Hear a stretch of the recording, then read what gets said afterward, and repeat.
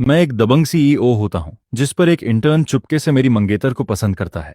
और जैसे ही मैं उस इंटर्न के चेहरे पर एक थप्पड़ मारता हूँ, तभी मुझे अचानक से पूरी स्क्रिप्ट याद आ जाती है, जिसके बाद मुझे पता चलता है कि असली चोजन वन हीरो तो यही है, जबकि मैं सिर्फ एक ईविल साइड कैरेक्टर हूँ जो अपनी दौलत और पावर फीमेल लीड के लिए कुर्बान कर देता है। ये सोचते ही मैं उसे 2 लात और मार देता हूँ, जिस पर मेरी मंगेतर उस इंटर्न को बचाने के लिए मेरे सामने आ जाती है और फिर मुझे धक्का देकर जमीन पर गिरा देती है। बस बहुत हो गया फेंग युआन, तुम सच में बहुत क्रूर हो। जिस पर मैं जमीन पर पड़े हुए तिरछी मुस्कान के साथ हंसने लगता हूँ। अब जबकि पूरी स्क्रिप्ट मेरे हाथ में आ चुकी है, तो ये लोग मेरे सिर पर चढ़ने का सपना देख रहे हैं, लेकिन इन्हें अपनी औकात तक नहीं पता। सिक्योरिटी कहाँ मर गई है? मैं ठंडी मार्बल फ्लोर पर पड़ा हुआ गला फाड़कर चिल्लाता हूँ, लेकिन पूरे सीईओ ऑफिस कॉरिडोर में सिर्फ मेरी आवाज ही गूंजती रहती है। जिस पर वैनर घुटनों के बल बैठकर ये चेन के सूजे हुए चेहरे को प्यार से सहलाने लगती है, लेकिन जैसे ही वो मेरी तरफ देखती है, उसकी आंखों में सिर्फ नफरत भरी होती है। फेंग युआन, चिल्लाना बंद करो, वो ठंडी आवाज में कहती है। मैंने अपने वाइस प्रेसिडेंट अथॉरिटी का इस्तेमाल करके पूरी सिक्योरिटी डिपार्टमेंट को आधे दिन की छुट्टी दे दी है। आज चाहे तुम गला फाड़ लो, कोई भी यहाँ ये चेन को बचाने नहीं आएगा। यह सुनकर मैं पूरी तरह सन्न रह जाता हूँ। क्या यही प्लॉट आर्मर की ताकत है? मैं एक मल्टी बिलियन ग्रुप का चेयरमैन हूँ, लेकिन अपनी ही कंपनी में एक गार्ड तक नहीं बुला पा रहा। जिस पर ये चैन अपना चेहरा पकड़कर लाल आंखों के साथ मासूम बनने लगता है। वो बिल्कुल डरे हुए छोटे हिरण की तरह लिन वानर की बाहों में छिप जाता है। वानर दीदी, प्लीज मेरी वजह से फैंग बॉस से मत लड़िए, गलती मेरी ही थी, वो कांपती आवाज में बोलता है, लेकिन उसकी एक्टिंग साफ नजर आती है। मैं तो बस एक इंटर्न हूँ, मुझे फैंग बॉस की रिपोर्ट में गलती नहीं निकालनी चाहिए थी। वो इतने बड़े इंसान हैं, मेरे जैसे गरीब स्टूडेंट की जिंदगी तो घास से भी सस्ती है। यह सुनकर मैं गुस्से में हंस पड़ता हूँ। इसकी ग्रीन टी एक्टिंग इतनी तेज है कि मुझे छींक आ जाए। ये चेन यहाँ बेचारी बनने की एक्टिंग बंद करो। मैं जमीन से उठते हुए अपने सूट की धूल झाड़ता हूँ। तुम इसे गलती पकड़ना कहते हो? तुमने डेसिमल पॉइंट 3 डिजिट पीछे कर दिया था, कंपनी को हंड्रेड्स ऑफ मिलियंस का नुकसान हो जाता। मैंने तुम्हें सिर्फ 2 थप्पड़ मारे हैं, यही तुम्हारे लिए काफी था। चुप रहो। जिस पर लिन वैनर अचानक से उठ खड़ी होती है, बिल्कुल अपने बच्चे को बचाती हुई मुर्गी की तरह ये चेन के सामने खड़ी हो जाती है। फेंग युआन, तुम बस जल रहे हो। ये चेन तुमसे ज्यादा यंग है, ज्यादा टैलेंटेड है। वो गरीब जरूर है, लेकिन उसका दिल सच्चा है। उसने तुम्हारे डेटा के लिए 3 रातें जागकर काम किया, और तुम उसे मार रहे हो। जिस पर मैं अपनी 3 साल पुरानी मंगेतर को देखकर भी उसे पहचान नहीं पाता। वो अब मुझे पूरी तरह अजनबी लग रही थी। लिन वैनर, तुम्हारा दिमाग खराब हो गया है क्या? मैं ये चेन की तरफ उंगली दिखाते हुए बोलता हूँ। जिस आदमी को एक्सेल फॉर्मूला तक इस्तेमाल करना नहीं आता, उसे तुम टैलेंट बोल रही हो? एचआर डिपार्टमेंट को अभी कॉल करो, इस ये चेन को तुरंत फायर किया जाए। हमारी कंपनी किसी निकम्मे और ग्रीन टी एक्टर को नहीं पालती। यह सुनते ही ये चेन के कंधे कांपने लगते हैं और उसकी आंखों से आंसू गिरने लगते हैं। फैंग बॉस, प्लीज मुझे नौकरी से मत निकालिए, मेरी दादी हॉस्पिटल में है, मुझे इस जॉब की बहुत जरूरत है। वो रोते हुए मेरे सामने घुटनों पर बैठने ही वाला था, लेकिन तभी लिन वैनर उसे पकड़कर रोक लेती है। उसकी आंखें भी लाल हो चुकी थीं। ये चेन, मर्द घुटनों पर नहीं गिरते, तुम इस कोल्ड बोल्ड कैपिटलिस्ट के सामने नहीं झुकोगे। जिस पर वो फिर मेरी तरफ घूरते हुए बोलती है, फेंग युआन, तुम्हें उसे फायर करने का कोई हक नहीं है। मैं कंपनी का सीईओ हूँ और मुझे हक नहीं है। मैं हंस पड़ता हूँ जैसे कोई दुनिया का सबसे बड़ा मजाक सुन लिया हो। जिस पर लिन वैनर अपने बैग से एक फाइल निकालकर सीधे मेरे चेहरे पर फेंक देती है। खुद देख लो, मैंने अपने शेयर्स को गारंटी में रखकर ये चेन को प्रोजेक्ट मैनेजर असिस्टेंट प्रमोट कर दिया है। कॉन्ट्रैक्ट साइन हो चुका है। अगर तुम उसे फायर करोगे तो 50 मिलियन कंपेंसेशन देना पड़ेगा। फाइल जमीन पर बिखर जाती है, जिस पर मैं उसके सिग्नेचर और लाल कंपनी सील को देखकर अंदर तक भड़क जाता हूँ। इस औरत ने मेरे पैसे से इस गोल्ड डिगर को पालना शुरू कर दिया था। लिन वैनर, तुमने कंपनी सील का इस्तेमाल करके ऐसा ट्रैश कॉन्ट्रैक्ट साइन किया? मेरी आवाज पूरी तरह ठंडी पड़ जाती है। ये सिर्फ तुम्हारी कंपनी नहीं है, इसमें मेरा भी हिस्सा है। वो घमंड से ठुड्डी उठाकर बोलती है। फेंग युआन, अगर तुमने ये चेन को दोबारा छुआ भी तो मैं तुरंत एंगेजमेंट तोड़ दूंगी। जिस पर ये चेन उसके पीछे खड़े होकर हल्की सी जीत वाली स्माइल देता है। वनर दीदी, रहने दीजिए, मैं खुद ही चला जाता हूँ। मैं नहीं चाहता आपकी वजह से प्रॉब्लम हो। तुम कहीं नहीं जाओगे। लिन वनर उसका हाथ कसकर पकड़ लेती है। आज मैं देखती हूँ कौन तुम्हें हाथ लगाता है। जिस पर मैं गहरी सांस लेते हुए अपने सीने में उठ रहे गुस्से को दबाता हूँ। बहुत बढ़िया, सच में हीरो और हीरोइन बनने लायक हो तुम दोनों। तुम्हारा ब्रेन वॉशिंग औरत तो कमाल का है। ठीक है, मैं सिर हिलाता हूँ और फिर दोनों की तरफ देखते हुए बोलता हूँ, लिन वैनर, आज जो कुछ तुमने कहा है उसे याद रखना। इसके बाद मैं मुड़कर एलिवेटर की तरफ बढ़ जाता हूँ। फैंग युएन, तुम कहाँ जा रहे हो? पीछे से लिन वनर चिल्लाती है। घर, अपनी आंखें धोने। मैं बिना पीछे देखे जवाब देता हूँ, और जैसे ही एलिवेटर का दरवाजा बंद होता है, मैं देखता हूँ कि ये चैन लिन वैनर के कंधे पर सिर टिकाकर मुझे प्रोवोकेट करते हुए मुस्कुरा रहा था। फेंग बॉस, आराम से जाइए, कल ऑफिस में फिर मुलाकात होगी। अगली सुबह मैं लगातार आ रहे बैंक नोटिफिकेशन से जागता हूँ, जिस पर मैं फोन उठाकर देखता हूँ कि मेरी ब्लैक कार्ड से रात 2 बजे लगातार 5 ट्रांजैक्शंस हुई थी। टोटल अमाउंट था 3.2 मिलियन। ट्रांजैक्शन लोकेशन था डाउनटाउन का सीकेबी मॉल।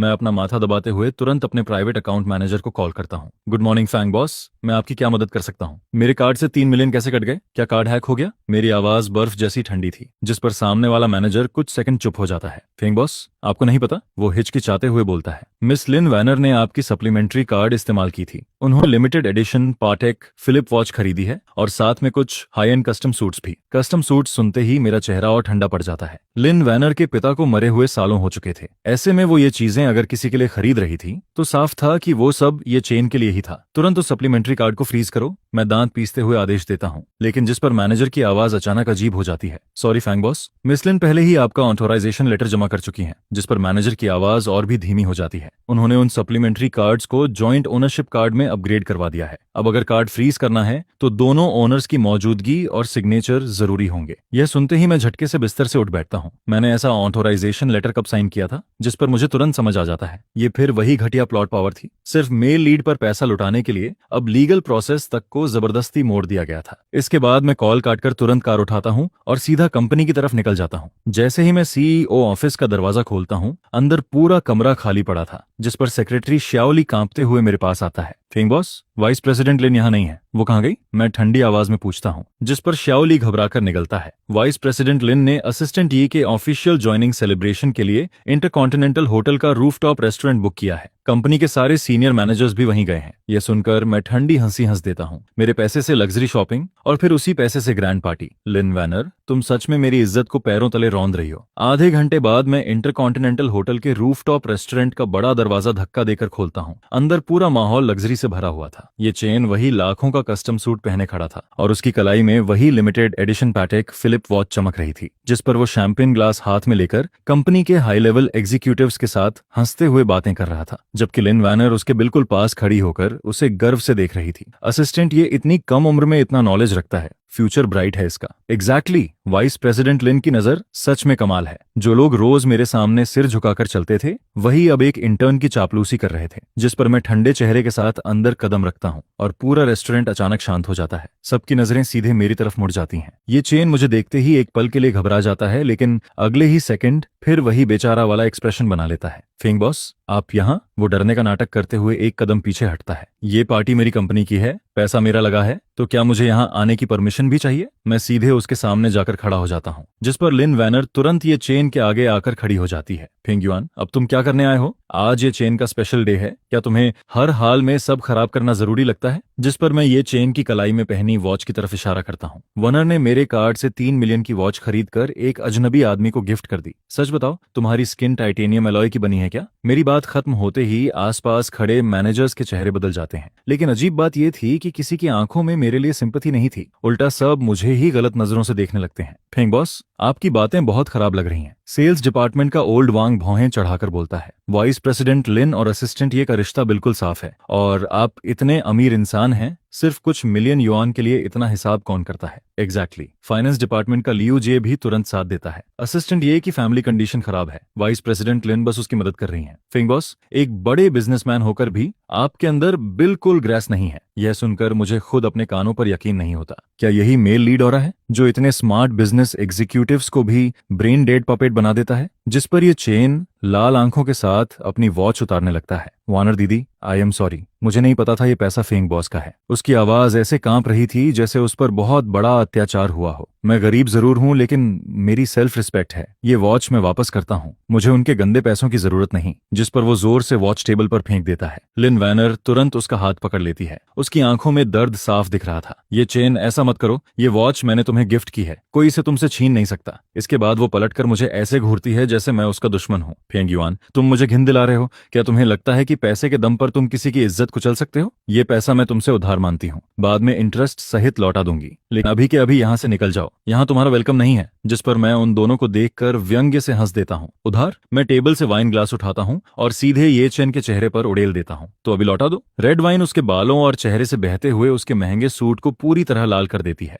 पूरा रेस्टोरेंट एकदम खामोश हो जाता है। सब लोग मुझे ऐसे देखने लगते हैं जैसे मैंने कोई बड़ा क्राइम कर दिया हो। फेंग युआन, तुम पागल हो गए हो, लिन वैनर चीख पड़ती है और फिर घबराकर टिश्यू से ये चेन का चेहरा साफ करने लगती है, जिस पर ये चेन आंखें बंद करके कांपने लगता है जैसे वो बहुत बड़ी बेइज्जती सह रहा हो। वैनर दीदी, रहने दीजिए। वो धीरे से आंखें खोलता है। उसकी आंखों में जिद और अपमान भरा हुआ था। फिंग बॉस सही कह रहे हैं, मैं आपको कहते हैं मैं इस तरह के कपड़े पहनने लायक नहीं हूँ। मैंने उनके पैसों को गंदा कर दिया। उसकी ये विक्टिम एक्टिंग सुनते ही आसपास के लोगों का गुस्सा और बढ़ जाता है।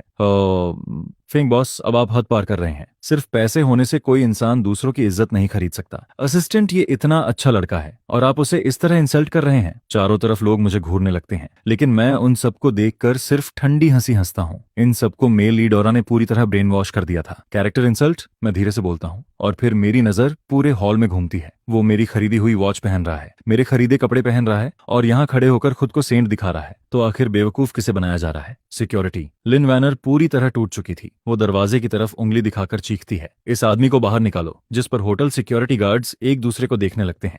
लेकिन लिन वैनर के दबाव में वो मेरी तरफ बढ़ने लगते हैं। जरूरत नहीं है, मैं ठंडी हंसी हंसता हूँ और फिर हाथ का वाइन ग्लास जमीन पर पटक कर तोड़ देता हूँ। मैं खुद चला जाता हूँ। इसके बाद मैं लिन वैनर को घूरते हुए बोलता हूँ, आज जो बातें तुमने कही हैं उन्हें अच्छे से याद रखना। ये पैसा मैं तुमसे एक एक पैसे समेत वापस निकलवाऊंगा। और जैसे ही मैं मुड़कर बाहर निकलता हूँ, पीछे से ये चेन की कमजोर आवाज फिर सुनाई देती है, वनर दीदी, फैंग बॉस से नाराज मत होइए, वो बस आपकी बहुत परवाह करते हैं। जिस पर मैं अंदर ही अंदर हंस पड़ता हूँ। ये ग्रीन टी एक्टर सच में अपने काम के प्रति पूरी ईमानदारी रखता था। अगले दिन ग्रुप हेडक्वार्टर्स के टॉप फ्लोर मीटिंग रूम में मैं मेन सीट पर बैठा हुआ हाथ में पकड़ी फाइल पढ़ रहा था और जितना पढ़ता जा रहा था मेरी भौहें उतनी ही ज्यादा सिकुड़ती जा रही थीं। ये शंघाई न्यू एनर्जी प्रोजेक्ट था जो ग्रुप के इस साल के दूसरे हाफ का सबसे इंपॉर्टेंट प्रोजेक्ट माना जाता था। इस प्रोजेक्ट में ईडीएच में 1 बिलियन से भी ज्यादा इन्वेस्टमेंट होने वाला था और इसे तैयार करने में मैंने पूरा 1 साल लगा दिया था। लेकिन इस वक्त जो प्रपोजल मेरे हाथ में था उसे इतना बदल दिया गया था कि मैं उसे पहचान तक नहीं पा रहा था। पहले वाली सारी डिटेल्ड मार्केट रिसर्च और रिस्क एनालिसिस को पूरी तरह हटाया जा चुका था। उनकी जगह अब बस बड़े बड़े खोखले शब्द लिखे थे, एनवायरमेंट प्रोटेक्शन, सोशल रिस्पॉन्सिबिलिटी और बेकार के आइडियल ड्रीम्स जैसी बातें पूरे प्रपोजल में भरी हुई थीं। लेकिन सबसे ज्यादा मजाक वाली बात यह थी कि प्रोजेक्ट लीडर के नाम की जगह अब मेरा नाम हटाकर ये चेन का नाम डाल दिया गया था। कोई मुझे समझाएगा कि ये आखिर है क्या? मैं जोर से प्रोजेक्ट फाइल टेबल पर पटक देता हूँ। पूरा मीटिंग रूम एकदम शांत हो जाता है, जिस पर लिन वैनर, जो मेरे दाईं तरफ बैठी थी, आराम से कॉफी की एक सिप लेती है। फेंग युआन, इतना एग्रेसिव होने की जरूरत नहीं है, वो शांत आवाज में बोलती है। ये प्लान ये चेन ने पूरी रात जागकर तैयार किया है। उसके हिसाब से तुम्हारा पुराना प्लान सिर्फ कमर्शियल प्रॉफिट पर फोकस करता था, उसमें सोशल रिस्पॉन्सिबिलिटी की कमी थी। बिजनेस सिर्फ पैसे कमाने के लिए नहीं होता, उसमें आइडियल भी होने चाहिए। ये सुनकर मैं गुस्से में हंस पड़ता हूँ। आइडियल? मैं ठंडी नजरों से उसे देखता हूँ। 1 बिलियन की असली रकम जलाकर तुम्हारे ये सपने पूरे होंगे क्या? जिस पर मैं टेबल के आखिर में बैठे ये चेन की तरफ उंगली उठाता हूँ। जिस इंसान को फाइनेंशियल रिपोर्ट तक पढ़नी नहीं आती उसे पता भी है 1 बिलियन का मतलब क्या होता है। अभी के अभी ये प्रपोजल वापस ओरिजिनल फॉर्म में जाएगा और प्रोजेक्ट लीडर मैं ही रहूंगा। मैं एग्री नहीं करती। जिस पर लिन वैनर बिना डरे मेरी आंखों में आंखें डालकर बोलती है, मैंने पहले ही शेयर होल्डर्स से बात कर ली है। सबको लगता है कि ये चेन का प्लान ज्यादा इनोवेटिव है, ये फ्यूचर ट्रेंड के साथ मैच करता है। यह सुनकर मैं बाकी शेयर होल्डर्स की तरफ देखता हूँ। वो सभी लोग जो पहले बेहद स्मार्ट और शार्प हुआ करते थे, अब ऐसे बैठे थे जैसे किसी ने उनका दिमाग कंट्रोल कर लिया हो। डायरेक्टर वांग, आपको भी ये कूड़े का ढेर इनोवेटिव लग रहा है? मैं ठंडी आवाज में पूछता हूँ, जिस पर डायरेक्टर वांग हल्का सा खांसता है और मेरी नजरों से बचने लगता है। फिंग बॉस, यंग जनरेशन की थिंकिंग बहुत फ्लेक्सिबल होती है, वो जबरदस्ती मुस्कुराते हुए बोलता है। असिस्टेंट, ये का डेटा थोड़ा वीक जरूर है, लेकिन ओवरऑल विजन बहुत ग्रेट है। एग्जैक्टली, बिल्कुल सही। डायरेक्टर ली भी तुरंत सिर हिलाता है। हमें यंग टैलेंट को मौका देना चाहिए। और वैसे भी असिस्टेंट ये का फेस रीडिंग देखकर लगता है कि वो फ्यूचर में बहुत बड़ा आदमी बनेगा। यह सुनकर मैं कुछ सेकंड के लिए बिल्कुल चुप हो जाता हूँ। Face reading? मैं धीरे से हंसता हूँ। तुम लोग 1 बिलियन इन्वेस्ट करने जा रहे हो और डिसीजन फेस देखकर ले रहे हो? जिस पर मेरे अंदर एक अजीब सी बेबसी भर जाती है। प्लॉट करेक्शन की इस जबरदस्ती में अब लॉजिक और कॉमन सेंस दोनों खत्म हो चुके थे। अगर मैं इस डिसीजन को रिजेक्ट कर दूं तो? मैं ठंडी नजरों से लिन वानर को देखता हूँ, जिस पर लिन वानर अचानक खड़ी हो जाती है। वो दोनों हाथ टेबल पर टिकाकर मुझे ऊपर से देखती है। फैंग युआन, हाल फिलहाल तुम्हारी मेंटल स्टेट बहुत अनस्टेबल हो चुकी है। उसकी आवाज अहंकार से भरी थी। इससे कंपनी की नॉर्मल ऑपरेशंस पर असर पड़ रहा है। इसलिए मैं सजेस्ट करती हूँ कि फेंग युआन को 1 महीने के लिए सीईओ पोजीशन से सस्पेंड कर दिया जाए ताकि वो घर पर आराम कर सके। और शंघाई प्रोजेक्ट अब मैं और ये चेन संभालेंगे। एग्री? मैं सपोर्ट करता हूँ। जिस पर सारे शेयर होल्डर्स एक एक करके हाथ उठाने लगते हैं। मैं उन उठे हुए हाथों को देखता हूँ और फिर अचानक हंस पड़ता हूँ। ठीक है, मैं धीरे से सिर हिलाता हूँ। अगर खेलना ही है तो फिर बड़ा खेल खेलते हैं। इसके बाद मैं खड़ा होकर अपना सूट ठीक करता हूँ। बस उम्मीद करता हूँ कि 1 महीने बाद तुम लोग अभी की तरह हंस पाओगे। और फिर मैं मीटिंग रूम छोड़कर बाहर निकल जाता हूँ, जिस पर पीछे से ये चेन की भावुक आवाज सुनाई देती है। सभी शेयर होल्डर्स का धन्यवाद। मैं शंघाई प्रोजेक्ट को जरूर सक्सेस तक लेकर जाऊंगा। काम से सस्पेंड होने के तीसरे दिन मैं अपने विला के सोफा पर बैठा बाहर हो रही तेज बारिश को देख रहा था।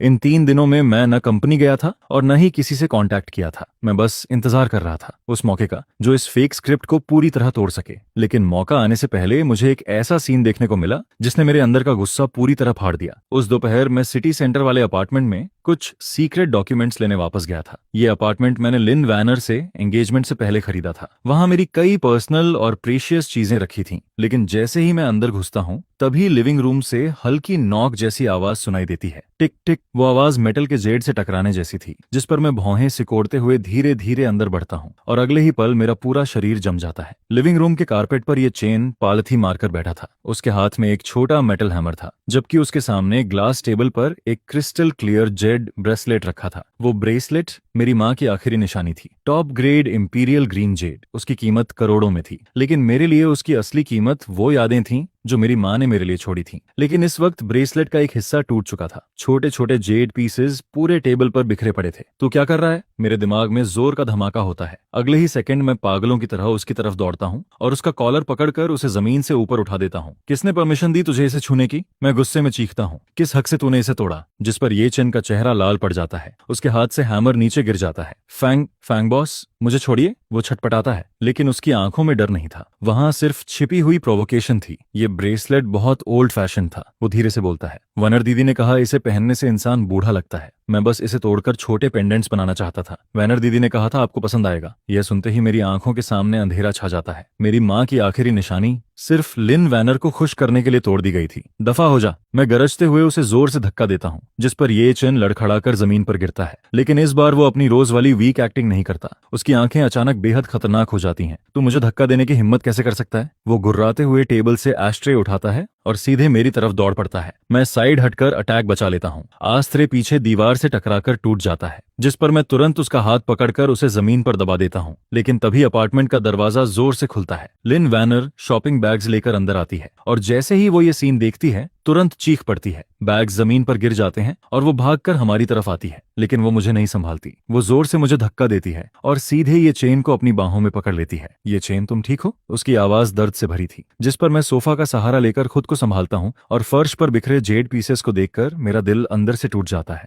वानर, मैं भारी आवाज में बोलता हूँ। वो मेरी माँ की आखिरी निशानी थी। लेकिन लिन वैनर मेरी तरफ पलटकर ठंडी नजरों से देखती है। उसकी आंखों में जरा सी भी सिंपैथी नहीं थी। फेंगयुआन, बस करो। वो चिढ़कर बोलती है। सिर्फ एक टूटा हुआ ब्रेसलेट ही तो था, क्या तुम्हें इतनी हिंसा करने की जरूरत थी? ये चेन सिर्फ मेरे लिए पेंडेंट बनाना चाहता था, लेकिन तुमने उसे इस हालत में पहुंचा दिया। टूटा हुआ ब्रेसलेट। मैं उसके चेहरे को देखता हूँ और पहली बार मुझे उससे घिन महसूस होती है। लिन वैनर, मैं धीरे धीरे सोफा पकड़कर खड़ा होता हूँ। तुमने मेरे पैसे लिए, मेरा प्रोजेक्ट छीना और अब मेरी माँ की आखिरी निशानी भी बर्बाद कर दी। क्या तुम्हें सच में लगता है कि मैं तुम लोगों से निपट नहीं सकता हूँ? जिस पर दिए थान लामुन्नी के पीछे खड़े होकर ठंडी हंसी हंसता है। मैनेजर फॉ, अब तुम्हें ऑलरेडी सस्पेंशन मिल चुका है, फिर भी तुम्हारे अंदर यहाँ चिल्लाने की हिम्मत कैसे है? जिस पर वह आगे कहता है। सिस्टर वेन्नी, चलो यहाँ से चलते हैं। इस पागल इंसान पर ध्यान देने की कोई जरूरत नहीं है। जिस पर लम उयन्नी मुझे घृणा भरी नजरों से देखती है। फुंगविन, तुमने मुझे बहुत ज्यादा डिसअपॉइंट किया है। आज से हमारी एंगेजमेंट खत्म होती है। इस अपार्टमेंट का पासवर्ड भी मैं बदल दूंगी। आगे से यहाँ आने की कोशिश मत करना। यह कहकर वह बिना पीछे मुड़े वहां से चली जाती है, जिसके तुरंत बाद दरवाजा जोर से बंद होता है। कमरे के अंदर अब सिर्फ मैं और फर्श पर बिखरे हुए टूटे जेड के टुकड़े बचे रहते हैं, जिस पर मैं धीरे से घुटनों के बल बैठता हूँ और उन जेड के टुकड़ों को एक एक करके उठाने लगता हूँ। मेरी हथेली उन नुकीले टुकड़ों से कटने लगती है, लेकिन मुझे दर्द तक फील नहीं होता, क्योंकि दिल के अंदर का दर्द इन सब से कहीं ज्यादा गहरा होता है। इसके बाद मैं फ्लोर टू सीलिंग विंडो के पास जाकर नीचे देखता हूँ, जहाँ लामुयन्नी दिए थान के लिए अम्ब्रेला पकड़े हुए उसके साथ बारिश में चलते हुए दिखाई देती है।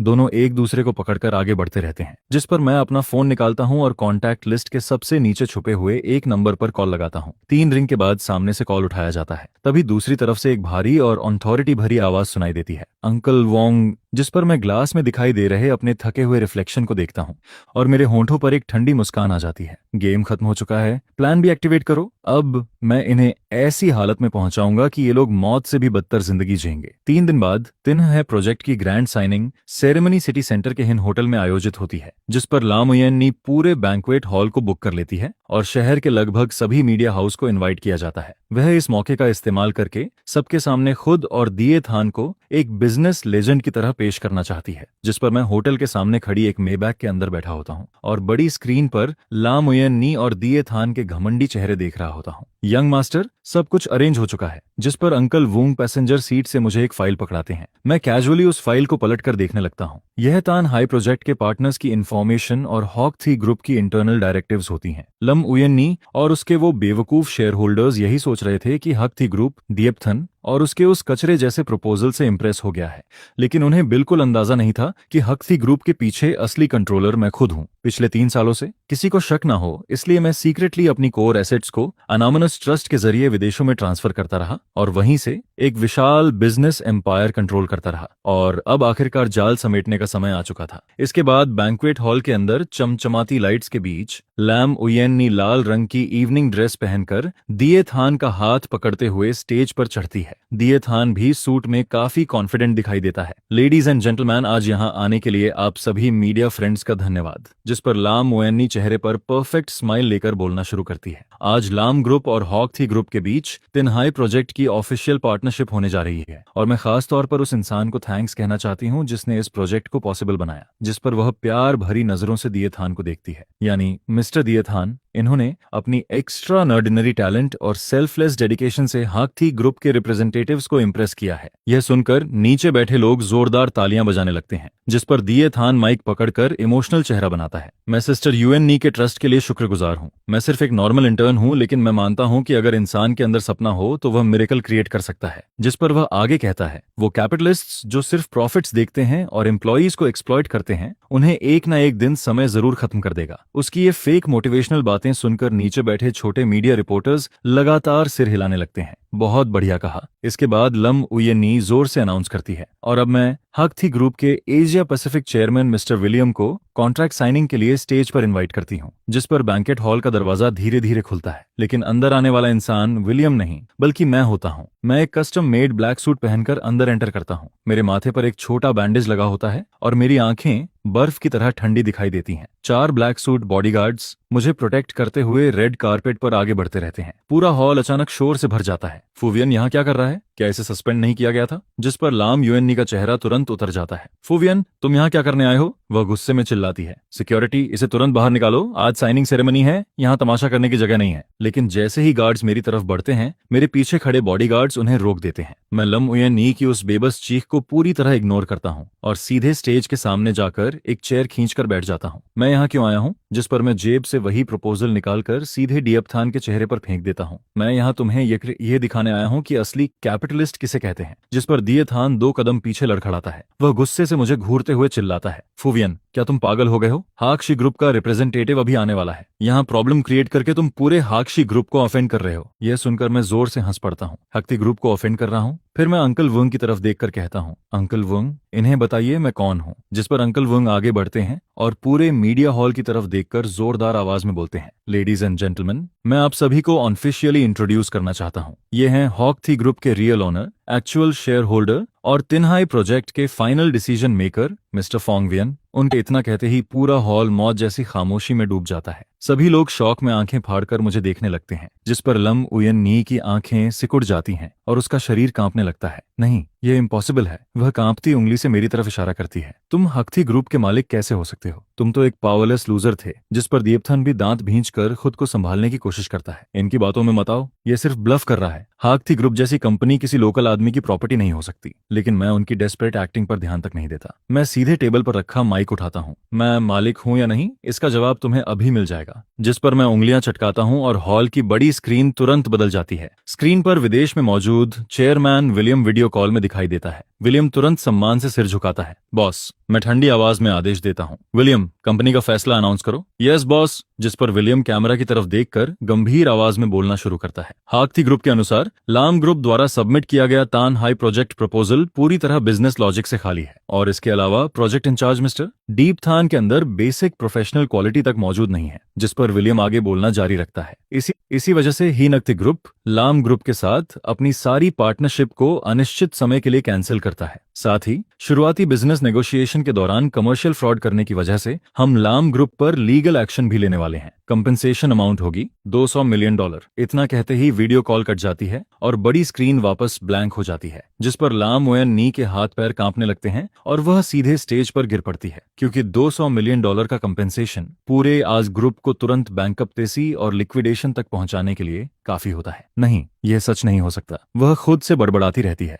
उसका परफेक्ट मेकअप अब बेहद हास्यास्पद दिखाई देता है, जिस पर दिए थान भी पूरी तरह सुन्न पड़ जाता है। जिस पैशन और मोटिवेशन पर उसे इतना घमंड था, वह सब एब्सोल्यूट कैपिटल पावर के सामने चूर चूर हो चुका था। इसके बाद मैं धीरे से खड़ा होता हूँ और ऊपर से उन दोनों को देखता हूँ। दिए थान, क्या तुमने नहीं कहा था कि कैपिटलिस्ट्स को एक दिन समय खत्म कर देगा? जिस पर मैं उसके सामने जाकर ठंडी नजरों से उसे घूरता हूँ। अब देखो, खत्म तो तुम हो चुके हो। पूरी साइनिंग सेरेमनी अब एक मजाक बन चुकी थी। मीडिया वाले ऐसे टूट पड़ते हैं जैसे शार्क को खून की स्मेल मिल गई हो। सभी लोग लगातार कैमरों चलाकर फर्श पर गिरी हुई लाम ओयन नी की बेइज्जती भरी हालत और दिए थान के राख जैसे पड़े चेहरे की फोटोज लेने लगते हैं।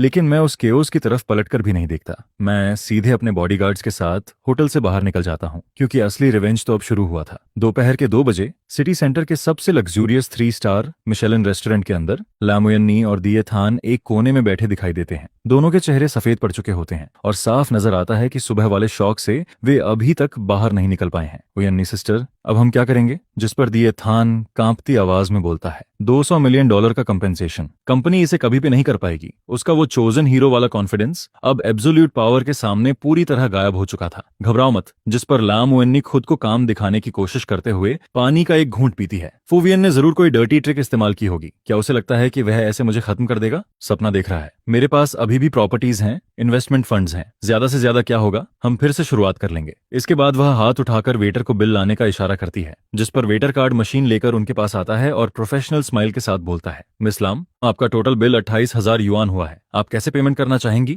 लाम ओयन नी तुरंत अपना ब्लैक कार्ड निकालकर वेटर को देती है। कार्ड स्वाइप करो। जिस पर वेटर कार्ड मशीन पर कार्ड स्वाइप करता है। अगले ही पल मशीन से वार्निंग बीप की आवाज आने लगती है। सॉरी मिस लाम, आपका कार्ड फ्रीज हो चुका है। यह सुनकर लाम ओयन नी पूरी तरह स्टनर्ड रह जाती है। ये कैसे पॉसिबल है? यह फोंगवियान का सप्लीमेंट्री कार्ड है। इसकी तो अनलिमिटेड लिमिट थी। एक बार फिर ट्राई करो। जिस पर वेटर दोबारा स्वाइप करता है, लेकिन मशीन फिर वही वार्निंग साउंड निकालती है। रियली सॉरी, कार्ड सच में फ्रीज हो चुका है। लाम ओयन नी दांत पीसते हुए अपना खुद का क्रेडिट कार्ड निकालती है। तो ये वाला यूज करो। लेकिन अगले ही पल वेटर फिर बोलता है, मिस लाम, इस कार्ड में इनसफिशिएंट बैलेंस है। तो ये वाला, ये बैंक ने लॉक कर दिया है। लगातार 5 कार्ड्स बदलने के बाद भी सभी पेमेंट फेल हो जाती हैं, जिस पर आसपास खाना खा रहे लोग उनकी तरफ अजीब नजरों से देखने लगते हैं। अरे, यह तो लाम ग्रुप की वाइस प्रेसिडेंट नहीं है। इतने बड़े लोग होकर 20,000 युआन तक पे नहीं कर पा रहे। तुम्हें पता नहीं, सुबह साइनिंग सेरेमनी पूरी तरह फेल हो गई। उन्होंने फॉ ग्रुप को ऑफेंड कर दिया है। अब लाम फैमिली बैंकरप्टेसी के कगार पर है। ये सारी फुसफुसाहटें लाम यूएननी के कानों में साफ सुनाई देती हैं, जिस पर उसका चेहरा शर्म से लाल पड़ जाता है। इसके बाद वह तुरंत दिए थान की तरफ मुड़ती है। पहले तुम पेमेंट कर दो। लेकिन दिए थान ऑकवर्ड होकर नजरें चुराने लगता है। सिस्टर उयन्नी,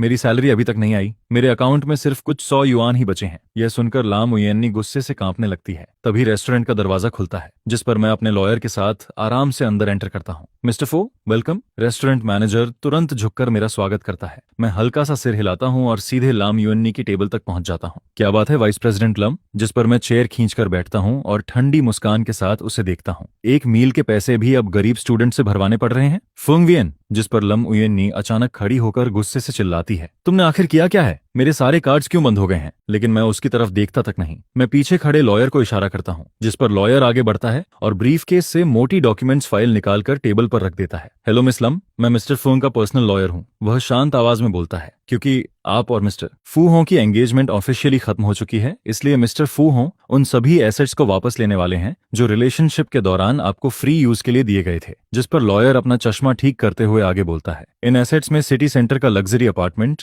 एक लग्जरी स्पोर्ट्स कार, आपके नाम पर मौजूद सभी सप्लीमेंट्री क्रेडिट कार्ड्स, इसके बाद वह टेबल पर रखे उसके लग्जरी बैग और गले में पहनी डायमंड नेकलेस की तरफ इशारा करता है, और आपके शरीर पर मौजूद सारे लग्जरी आइटम्स शामिल हैं जिनका पेमेंट मिस्टर फो ने किया था। यह सुनकर लम उयन नी की आंखें पूरी तरह फैल जाती हैं, जैसे उसने कोई इम्पॉसिबल बात सुन ली हो। क्या तुम पागल हो गए हो? वह गुस्से से चिल्लाती है। ये सब तुमने मुझे गिफ्ट्स में दिया था, कोई गिफ्ट वापस मांगता है क्या? जिस पर मैं चेयर पर पीछे टिकते हुए दोनों हाथ जोड़ लेता हूँ। एक करेक्शन कर दूं, मैं ठंडी आवाज में बोलता हूँ। हर ट्रांसफर रिकॉर्ड और परचेज डॉक्यूमेंट में साफ लिखा हुआ है बोरोड। मेरे पैसे आसमान से नहीं गिरते लामुयन्नी। तुमने एक बाहरी आदमी के लिए मुझसे दुश्मनी ली है। अब तुम इन चीजों को यूज करने के लायक नहीं हो। अब तुरंत बैग और नेकलेस उतारो। सपना देख रहे हो? जिस पर लामुयन्नी अपना बैग कसकर पकड़ लेती है और पागलों की तरह चिल्लाने लगती है। फूवियन, तुम घटिया और कंजूस इंसान हो, तुम्हारी मौत भी अच्छी नहीं होगी। मैं उसकी तरफ ठंडी नजरों से देखता हूँ और फिर धीरे से दिए थान की तरफ मुड़ जाता हूँ। दिए थान, क्या तुम खुद को बहुत ऑनरेबल आदमी नहीं कहते थे? मैं व्यंग्य से मुस्कुराता हूँ। क्या तुम नहीं कहते थे कि तुम्हें मेरे गंदे पैसों की जरूरत नहीं है? अब तुम्हारी प्यारी सिस्टर यूएननी की सारी लग्जरी उतरने वाली है। अगर तुम इतने बड़े मर्द हो तो उसकी जगह पेमेंट करके दिखाओ। जिस पर दिए थान का चेहरा कभी हरा तो कभी सफेद पड़ने लगता है। वह दांत भींचकर अचानक खड़ा होता है। मिस्टर फो, हद से ज्यादा मत बढ़ो। इतना कहकर वह मेरी तरफ पंच मारने की कोशिश करता है,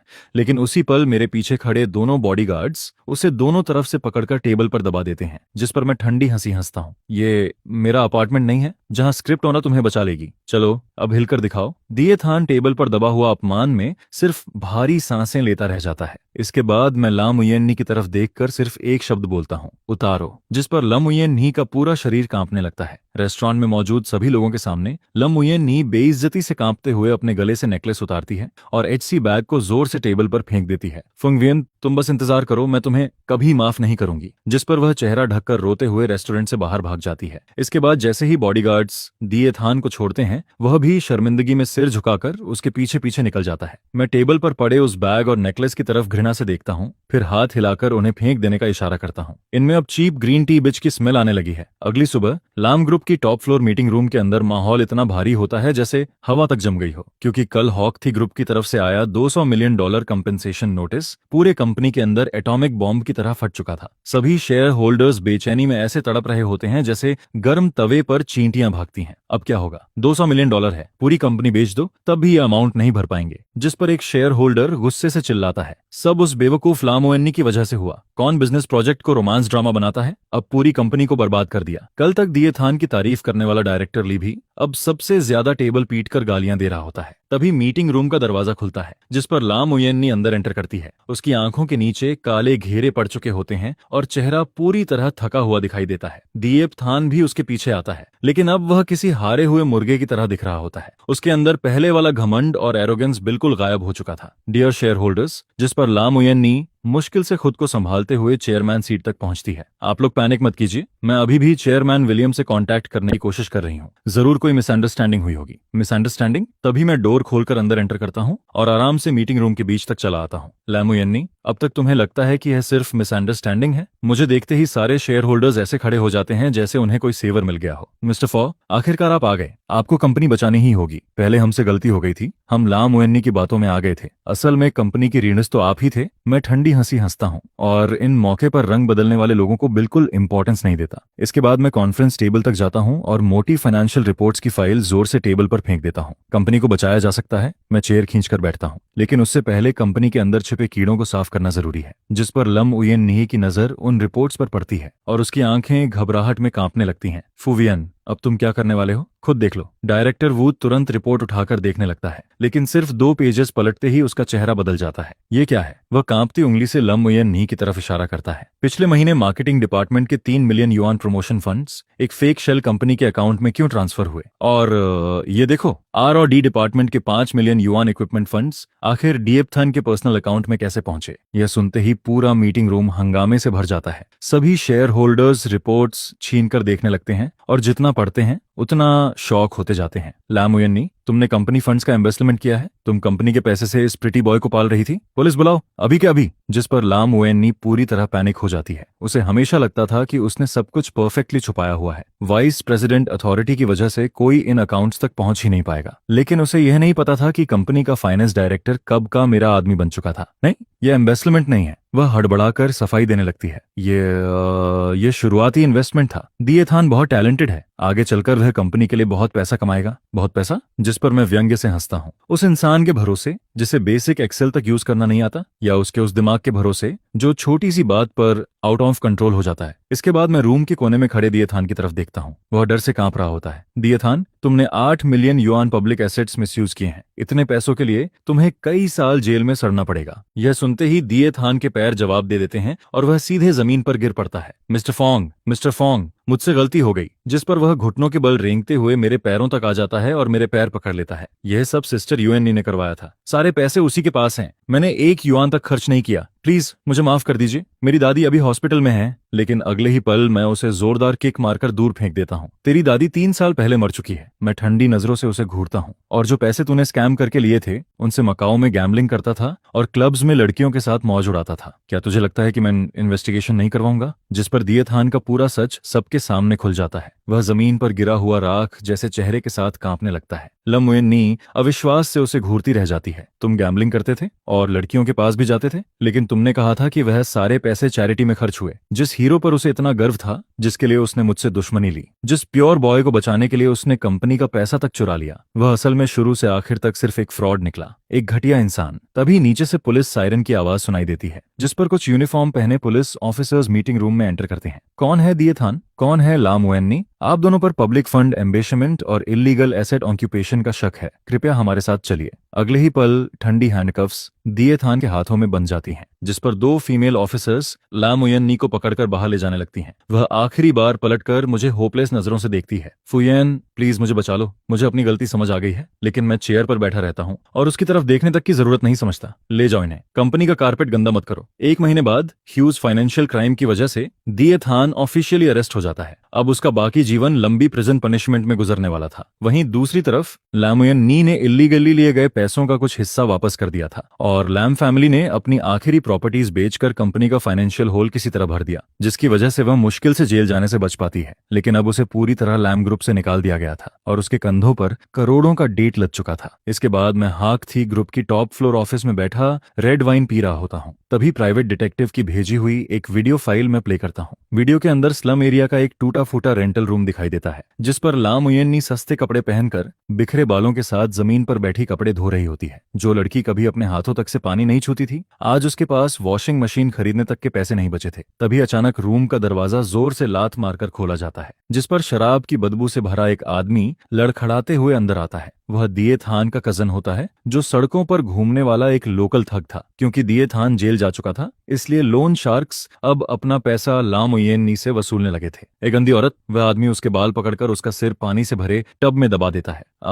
आज का पैसा तैयार है या नहीं? मेरे पास सच में अब पैसे नहीं बचे। जिस पर लामुयन्नी रोते हुए दया की भीख मांगने लगती है। लामुयन्नी पागलों की तरह रोते हुए, चीखते हुए खुद को छुड़ाने की कोशिश करती है, जिस पर वो आदमी गुस्से में चिल्लाते हुए कहता है, पैसे नहीं है तो जाकर कमा कर ला। पहले तो खुद को बहुत बड़ा समझती थी ना, अब क्या हुआ? इसे भी मर्द कहते हैं क्या? यह सुनते ही वो आदमी हाथ उठाकर सीधे लामुयन्नी के चेहरे पर जोरदार थप्पड़ मार देता है, जिससे वो जमीन पर गिर जाती है और फिर वो पूरे कमरे में सामान उलट पुलट कर पैसे ढूंढने लगता है। जिस पर मैं बिना किसी इमोशन के वो वीडियो बंद कर देता हूँ। मेल और फीमेल लीड की वो तथाकथित डेस्टिन्ड लव, जो पैसे और पावर की चमक हटने के बाद सामने आई, असल में नाली में पड़े सबसे गंदे कचरे से ज्यादा कुछ नहीं थी। इसके बाद दोपहर में रिसेप्शन से कॉल आता है, फू सर, नीचे एक औरत आई है, उसका नाम नुएन्नी है, वो आपसे मिलना चाहती है। सिक्योरिटी उसे कितना भी बाहर निकालने की कोशिश करे, लेकिन वो जाने को तैयार नहीं है। वो लॉबी में घुटनों के बल बैठी हुई है, जिस पर मैं शांत आवाज में कहता हूँ, उसे ऊपर भेज दो। करीब 10 मिनट बाद लामुयन्नी को सिक्योरिटी वाले मेरे ऑफिस में लेकर आते हैं। वो पहले से बहुत ज्यादा दुबली हो चुकी होती है। उसके चेहरे पर थप्पड़ के निशान साफ दिखाई दे रहे होते हैं। उसके शरीर से सस्ते डिटर्जेंट और खट्टे पसीने की बदबू आ रही होती है। मुझे देखते ही वो तुरंत घुटनों के बल गिर जाती है। फुवियन, प्लीज मुझे बचा लो। वो रोते हुए घिसट कर मेरी डेस्क के पास आती है। वो लोन वाले लोग हर दिन आकर मुझे मारते हैं। मैं अब सच में जी नहीं पा रही हूँ। मुझे अपनी गलती समझ आ गई है। पहले मैं उस कमीने दिए थान की बातों में आ गई थी, लेकिन मेरे दिल में हमेशा सिर्फ तुम थे। फोंगवियन, क्या हम फिर से शुरुआत नहीं कर सकते? मैं तुम्हारे लिए कुछ भी करूंगी, चाहे सर्वेंट बनना पड़े या नैनी, मुझे सब मंजूर है। जिस पर मैं ऊपर से उसे ऐसे देखता हूँ जैसे किसी सड़क पर पड़े बेसहारा कुत्ते को देख रहा हूँ। फिर से शुरुआत?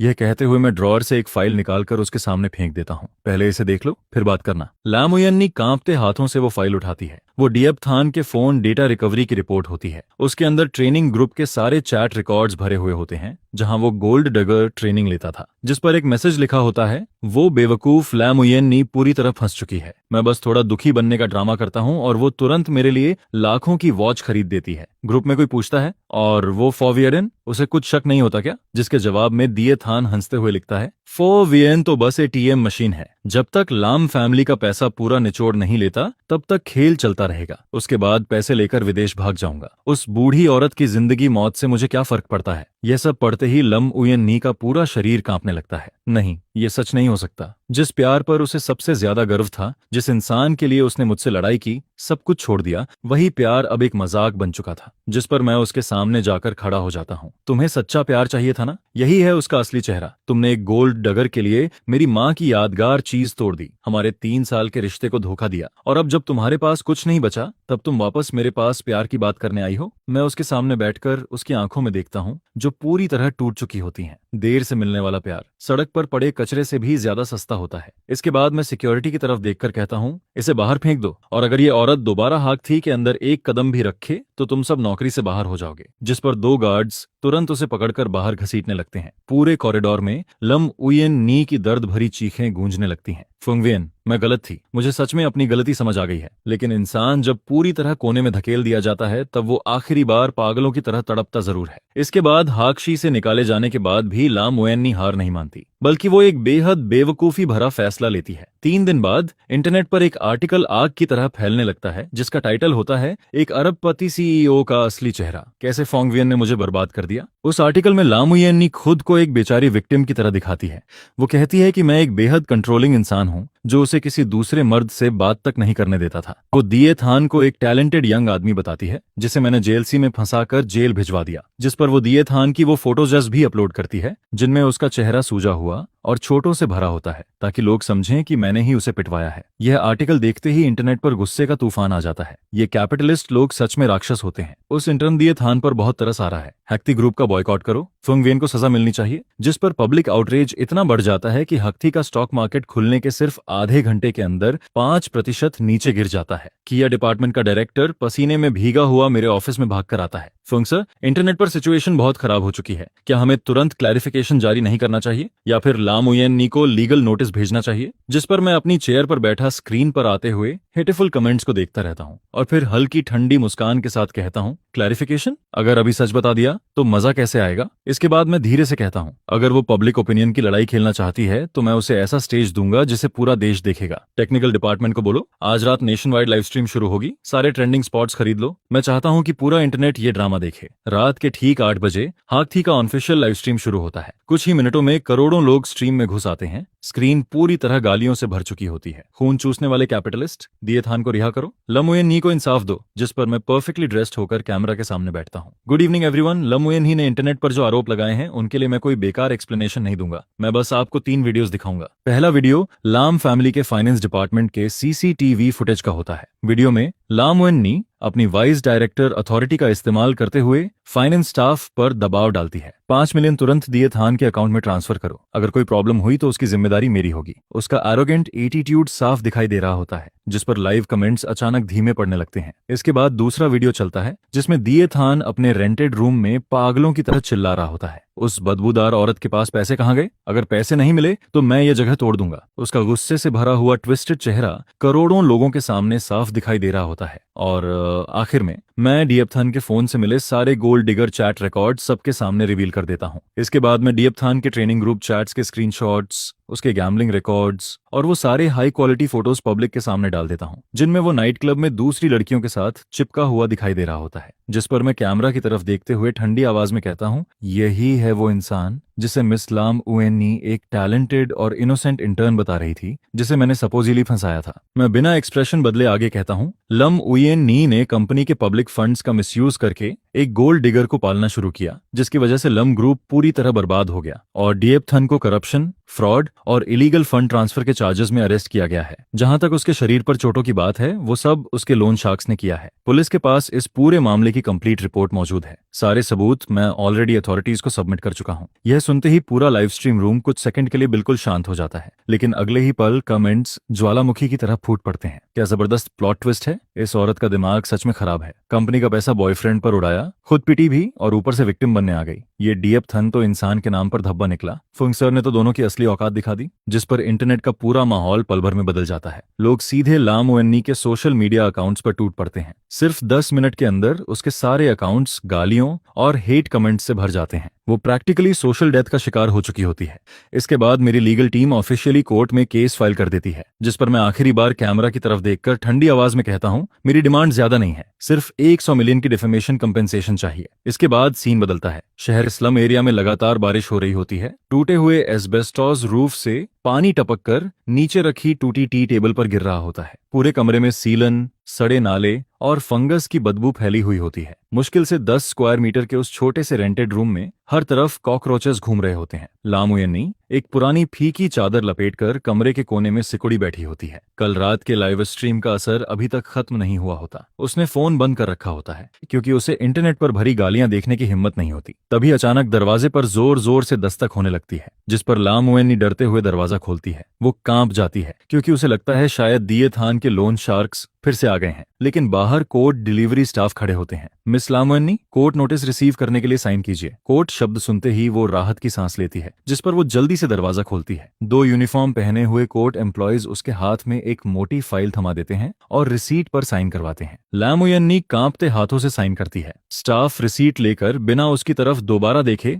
बारिश में चला जाता है, जैसे उन्हें उसे देखने तक में घिन आ रही हो। दरवाजा बंद करने के बाद वो फाइल खोलती है। अंदर कोर्ट का ऑफिशियल लॉसूट डॉक्यूमेंट रखा होता है। प्लेनेटिव का नाम होता है फू वीएन। केस होता है डिफेमेशन और इकोनॉमिक लॉसेस। कंपनसेशन अमाउंट देखकर उसका दिमाग सुन्न पड़ जाता है। 100 मिलियन युआन। उस एक के पीछे लगे इतने सारे जीरो उसकी सांस रोकने लगते हैं, जिस पर उसके पैर जवाब दे देते हैं और वो सीधे गीली जमीन पर गिर पड़ती है। 100 मिलियन, अगर वो अपने सारे ऑर्गन बेच दे तब भी उस रकम का छोटा हिस्सा पूरा नहीं कर पाएगी। जिस पर वो कांपते हुए बड़बड़ाती है, नहीं, ऐसा नहीं हो सकता। फोंग वियन मुझे सिर्फ सू नहीं कर रहा, वो मुझे पूरी तरह खत्म करना चाहता है। लेकिन अगले ही पल उसकी आंखों में पागलपन झलकने लगता है। नहीं, मैं ऐसे हार नहीं मानूंगी। इसके बाद वो बेड के नीचे से टूटा हुआ फोन निकालती है, चार्जर लगाकर उसे ऑन करती है। फोन शुरू होते ही हजारों हेट मैसेजेस स्क्रीन पर फ्लड की तरह आने लगते हैं, लेकिन वो सब इग्नोर करके सीधे कॉन्टैक्ट्स खोलती है। आखिर वो पहले लाम ग्रुप की वाइस प्रेसिडेंट रह चुकी थी। बिजनेस वर्ल्ड में उसके बहुत कनेक्शंस थे। अमीर सेकंड जनरेशन हीयर्स, बड़े बिजनेसमैन और पुराने कॉन्टैक्ट्स। आम इंसान के लिए 100 मिलियन आसमान छूने वाली रकम हो सकती थी, लेकिन उन लोगों के लिए वो बस पॉकेट मनी जैसी थी,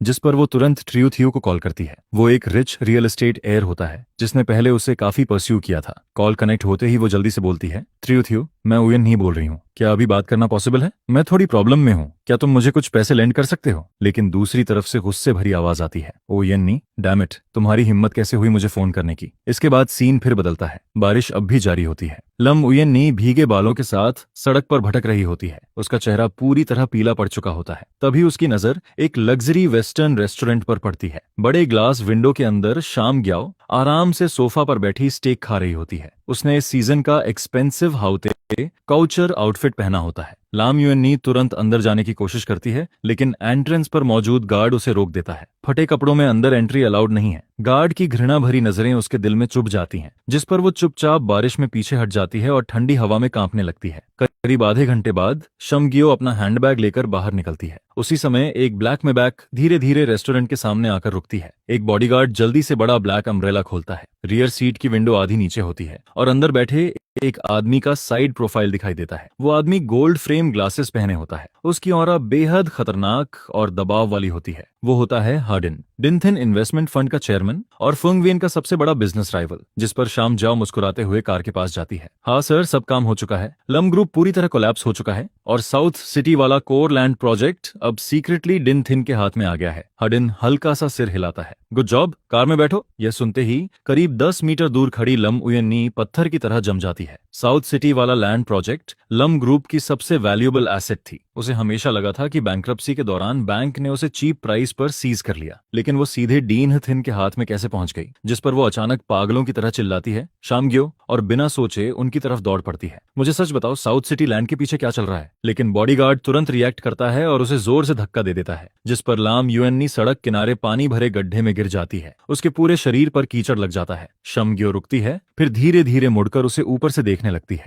वो अपने एक्सपेंसिव सिल्क हैंडकेरचिफ से नाक ढकते हुए तिरस्कार भरी आवाज में कहती है, तो ये तुम हो मिस लाम? जिस पर लाम उयन्नी की आंखें लाल हो जाती हैं। तुमने मुझे धोखा दिया है ना? तुम शुरू से मुझे मैनिपुलेट कर रही थी। शामग्यो हंस पड़ती है, फिर वो अपना हैंडकेरचिफ सीधे पानी में फेंक देती है। अब जाकर समझी, तुम्हारा आईक्यू सच में चिंता की बात है। वो तिरछी मुस्कान के साथ आगे कहती है, तुम सच में सोचती थी कि दिए थान जैसा आदमी, जिसे बिजनेस एटिकेट तक नहीं आता, वो कोई प्योर मेल लीड है? उस गोल्ड डगर ट्रेनिंग क्लास का कॉन्टैक्ट मैंने खुद उसे दिया था, और जो गरीब स्टूडेंट वाली इमेज उसने तुम्हारे सामने बनाई थी, उसे तैयार करने के लिए मैंने पूरी पीआर कंपनी हायर की थी, जो आधे महीने तक उसका सेटअप तैयार करती रही। तुम जैसी बेवकूफ लड़की न सिर्फ उसकी हर बात पर आंख बंद करके भरोसा करती रही, बल्कि उसके लिए कंपनी का पैसा तक उड़ाती रही। यह सुनते ही लाम उयन्नी का पूरा शरीर कांपने लगता है। उसके दांत आपस में टकराने लगते हैं, जिस पर वो टूटे हुए स्वर में पूछती है, लेकिन मैं तो हमेशा तुम्हें अपनी सबसे अच्छी बहन मानती थी। शमग्यो उसके करीब आधा कदम आगे बढ़ती है, फिर बेहद धीमी लेकिन जहरीली आवाज में कहती है, क्योंकि तुम बेवकूफ थी। इसके बाद वो हल्की हंसी के साथ आगे कहती है, जब तक फोंग वियन लाम ग्रुप को प्रोटेक्ट कर रहा था, तब तक हम लोग उस कंपनी को छू तक नहीं सकते थे।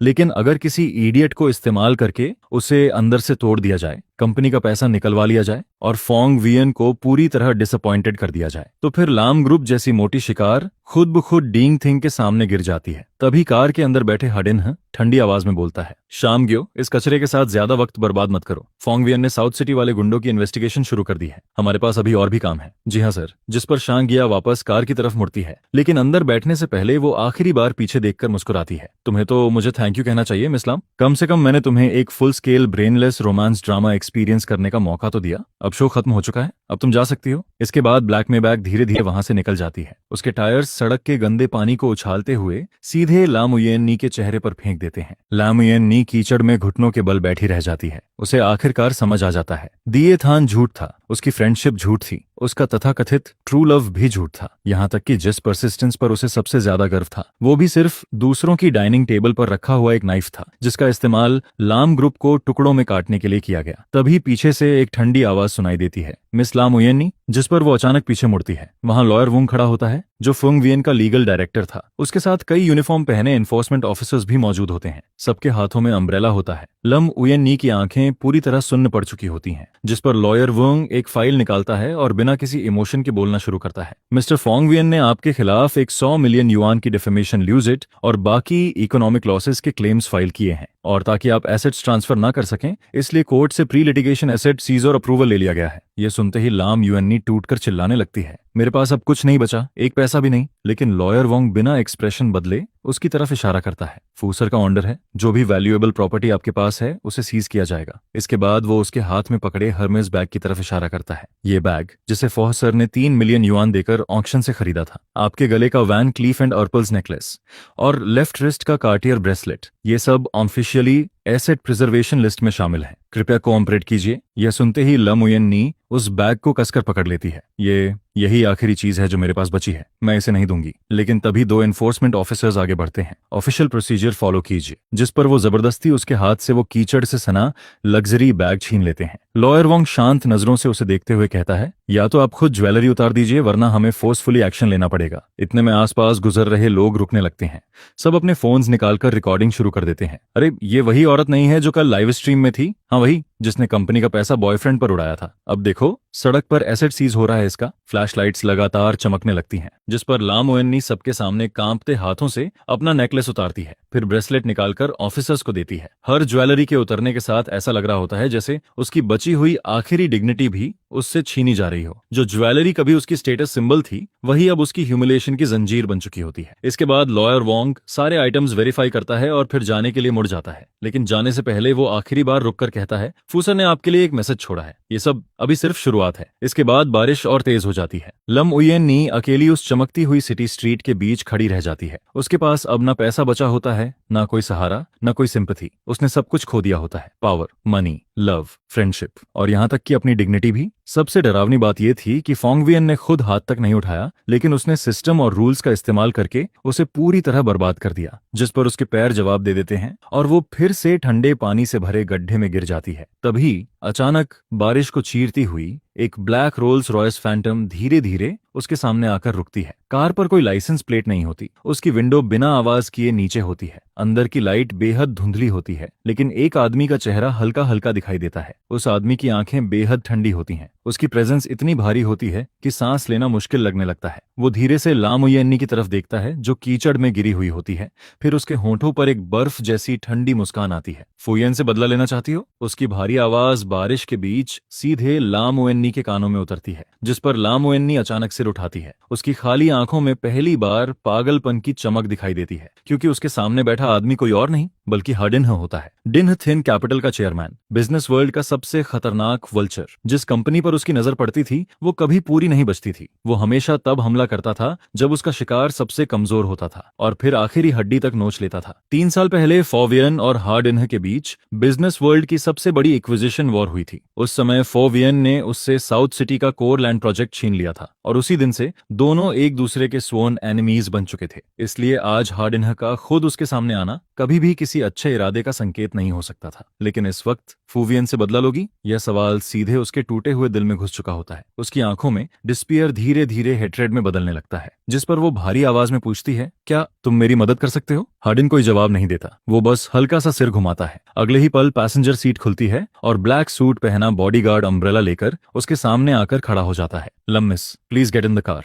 लम उयेन सिर्फ 1 सेकंड के लिए हेजिटेट करती है, लेकिन फिर उसे याद आता है उसके पास अब खोने के लिए कुछ भी नहीं बचा। Love, friendship, money, dignity. फुंगवियन उससे सब कुछ छीन चुका था। पूरा इंटरनेट उसके ह्यूमिलिएशन का मजाक बना चुका था, जिस पर वो लड़खड़ाते हुए उठती है और कार के अंदर बैठ जाती है। कार डोर बंद होते ही बाहर की बारिश की आवाज कट जाती है। अंदर का माहौल गर्म और आरामदायक होता है। Soft touch leather seats, expensive perfume और लग्जरी की खुशबू पूरे केबिन में फैली होती है। उसके भीगे हुए कपड़ों से सीट पर पानी फैल जाता है, लेकिन अब उसे इन चीजों की परवाह नहीं होती।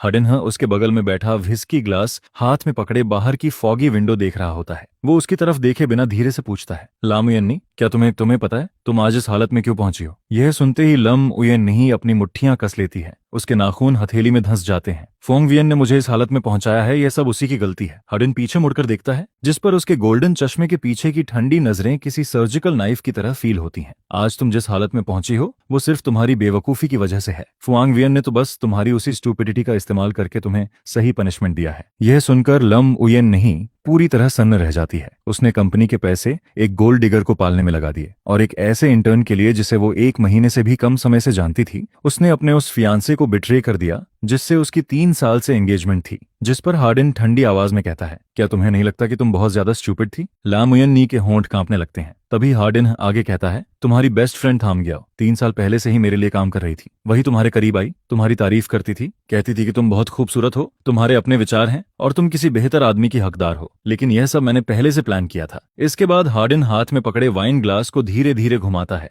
जिस पर अंदर की एम्बर कलर लिक्विड रोशनी में चमकती रहती है। डीपथन जैसा गोल्ड डिगर भी थम ग्याओ ने ही 3 लेयर्स के जरिए अरेंज किया था। तुम सोचती रही कि वो तुम्हारा ट्रू लव है, तुम्हारी डेस्टिनी है, लेकिन लम उयेन्नी, शुरुआत से आखिर तक तुम सिर्फ मेरे हाथ की एक चेस पीस थी। यह सुनते ही लाम उयेन्नी की आंखें सिकुड़ जाती हैं। आखिरकार उसे सब समझ आने लगता है। दिए थान का अचानक सामने आना कोई कोइंसिडेंस नहीं था। थाम ग्याओ की सलाह भी किसी सच्ची फ्रेंडशिप की वजह से नहीं थी। यह पूरा खेल पहले से केयरफुली सेट किया गया था और वो खुद बस एक पपेट बन चुकी थी जिसे लोग कंट्रोल कर रहे थे। लेकिन क्यों? मेरे साथ ही क्यों? वह दांत भींचकर पूछती है, जिस पर हार्डिन बिना झिझक जवाब देता है, क्योंकि फोंग वियन को हैंडल करना बहुत मुश्किल था।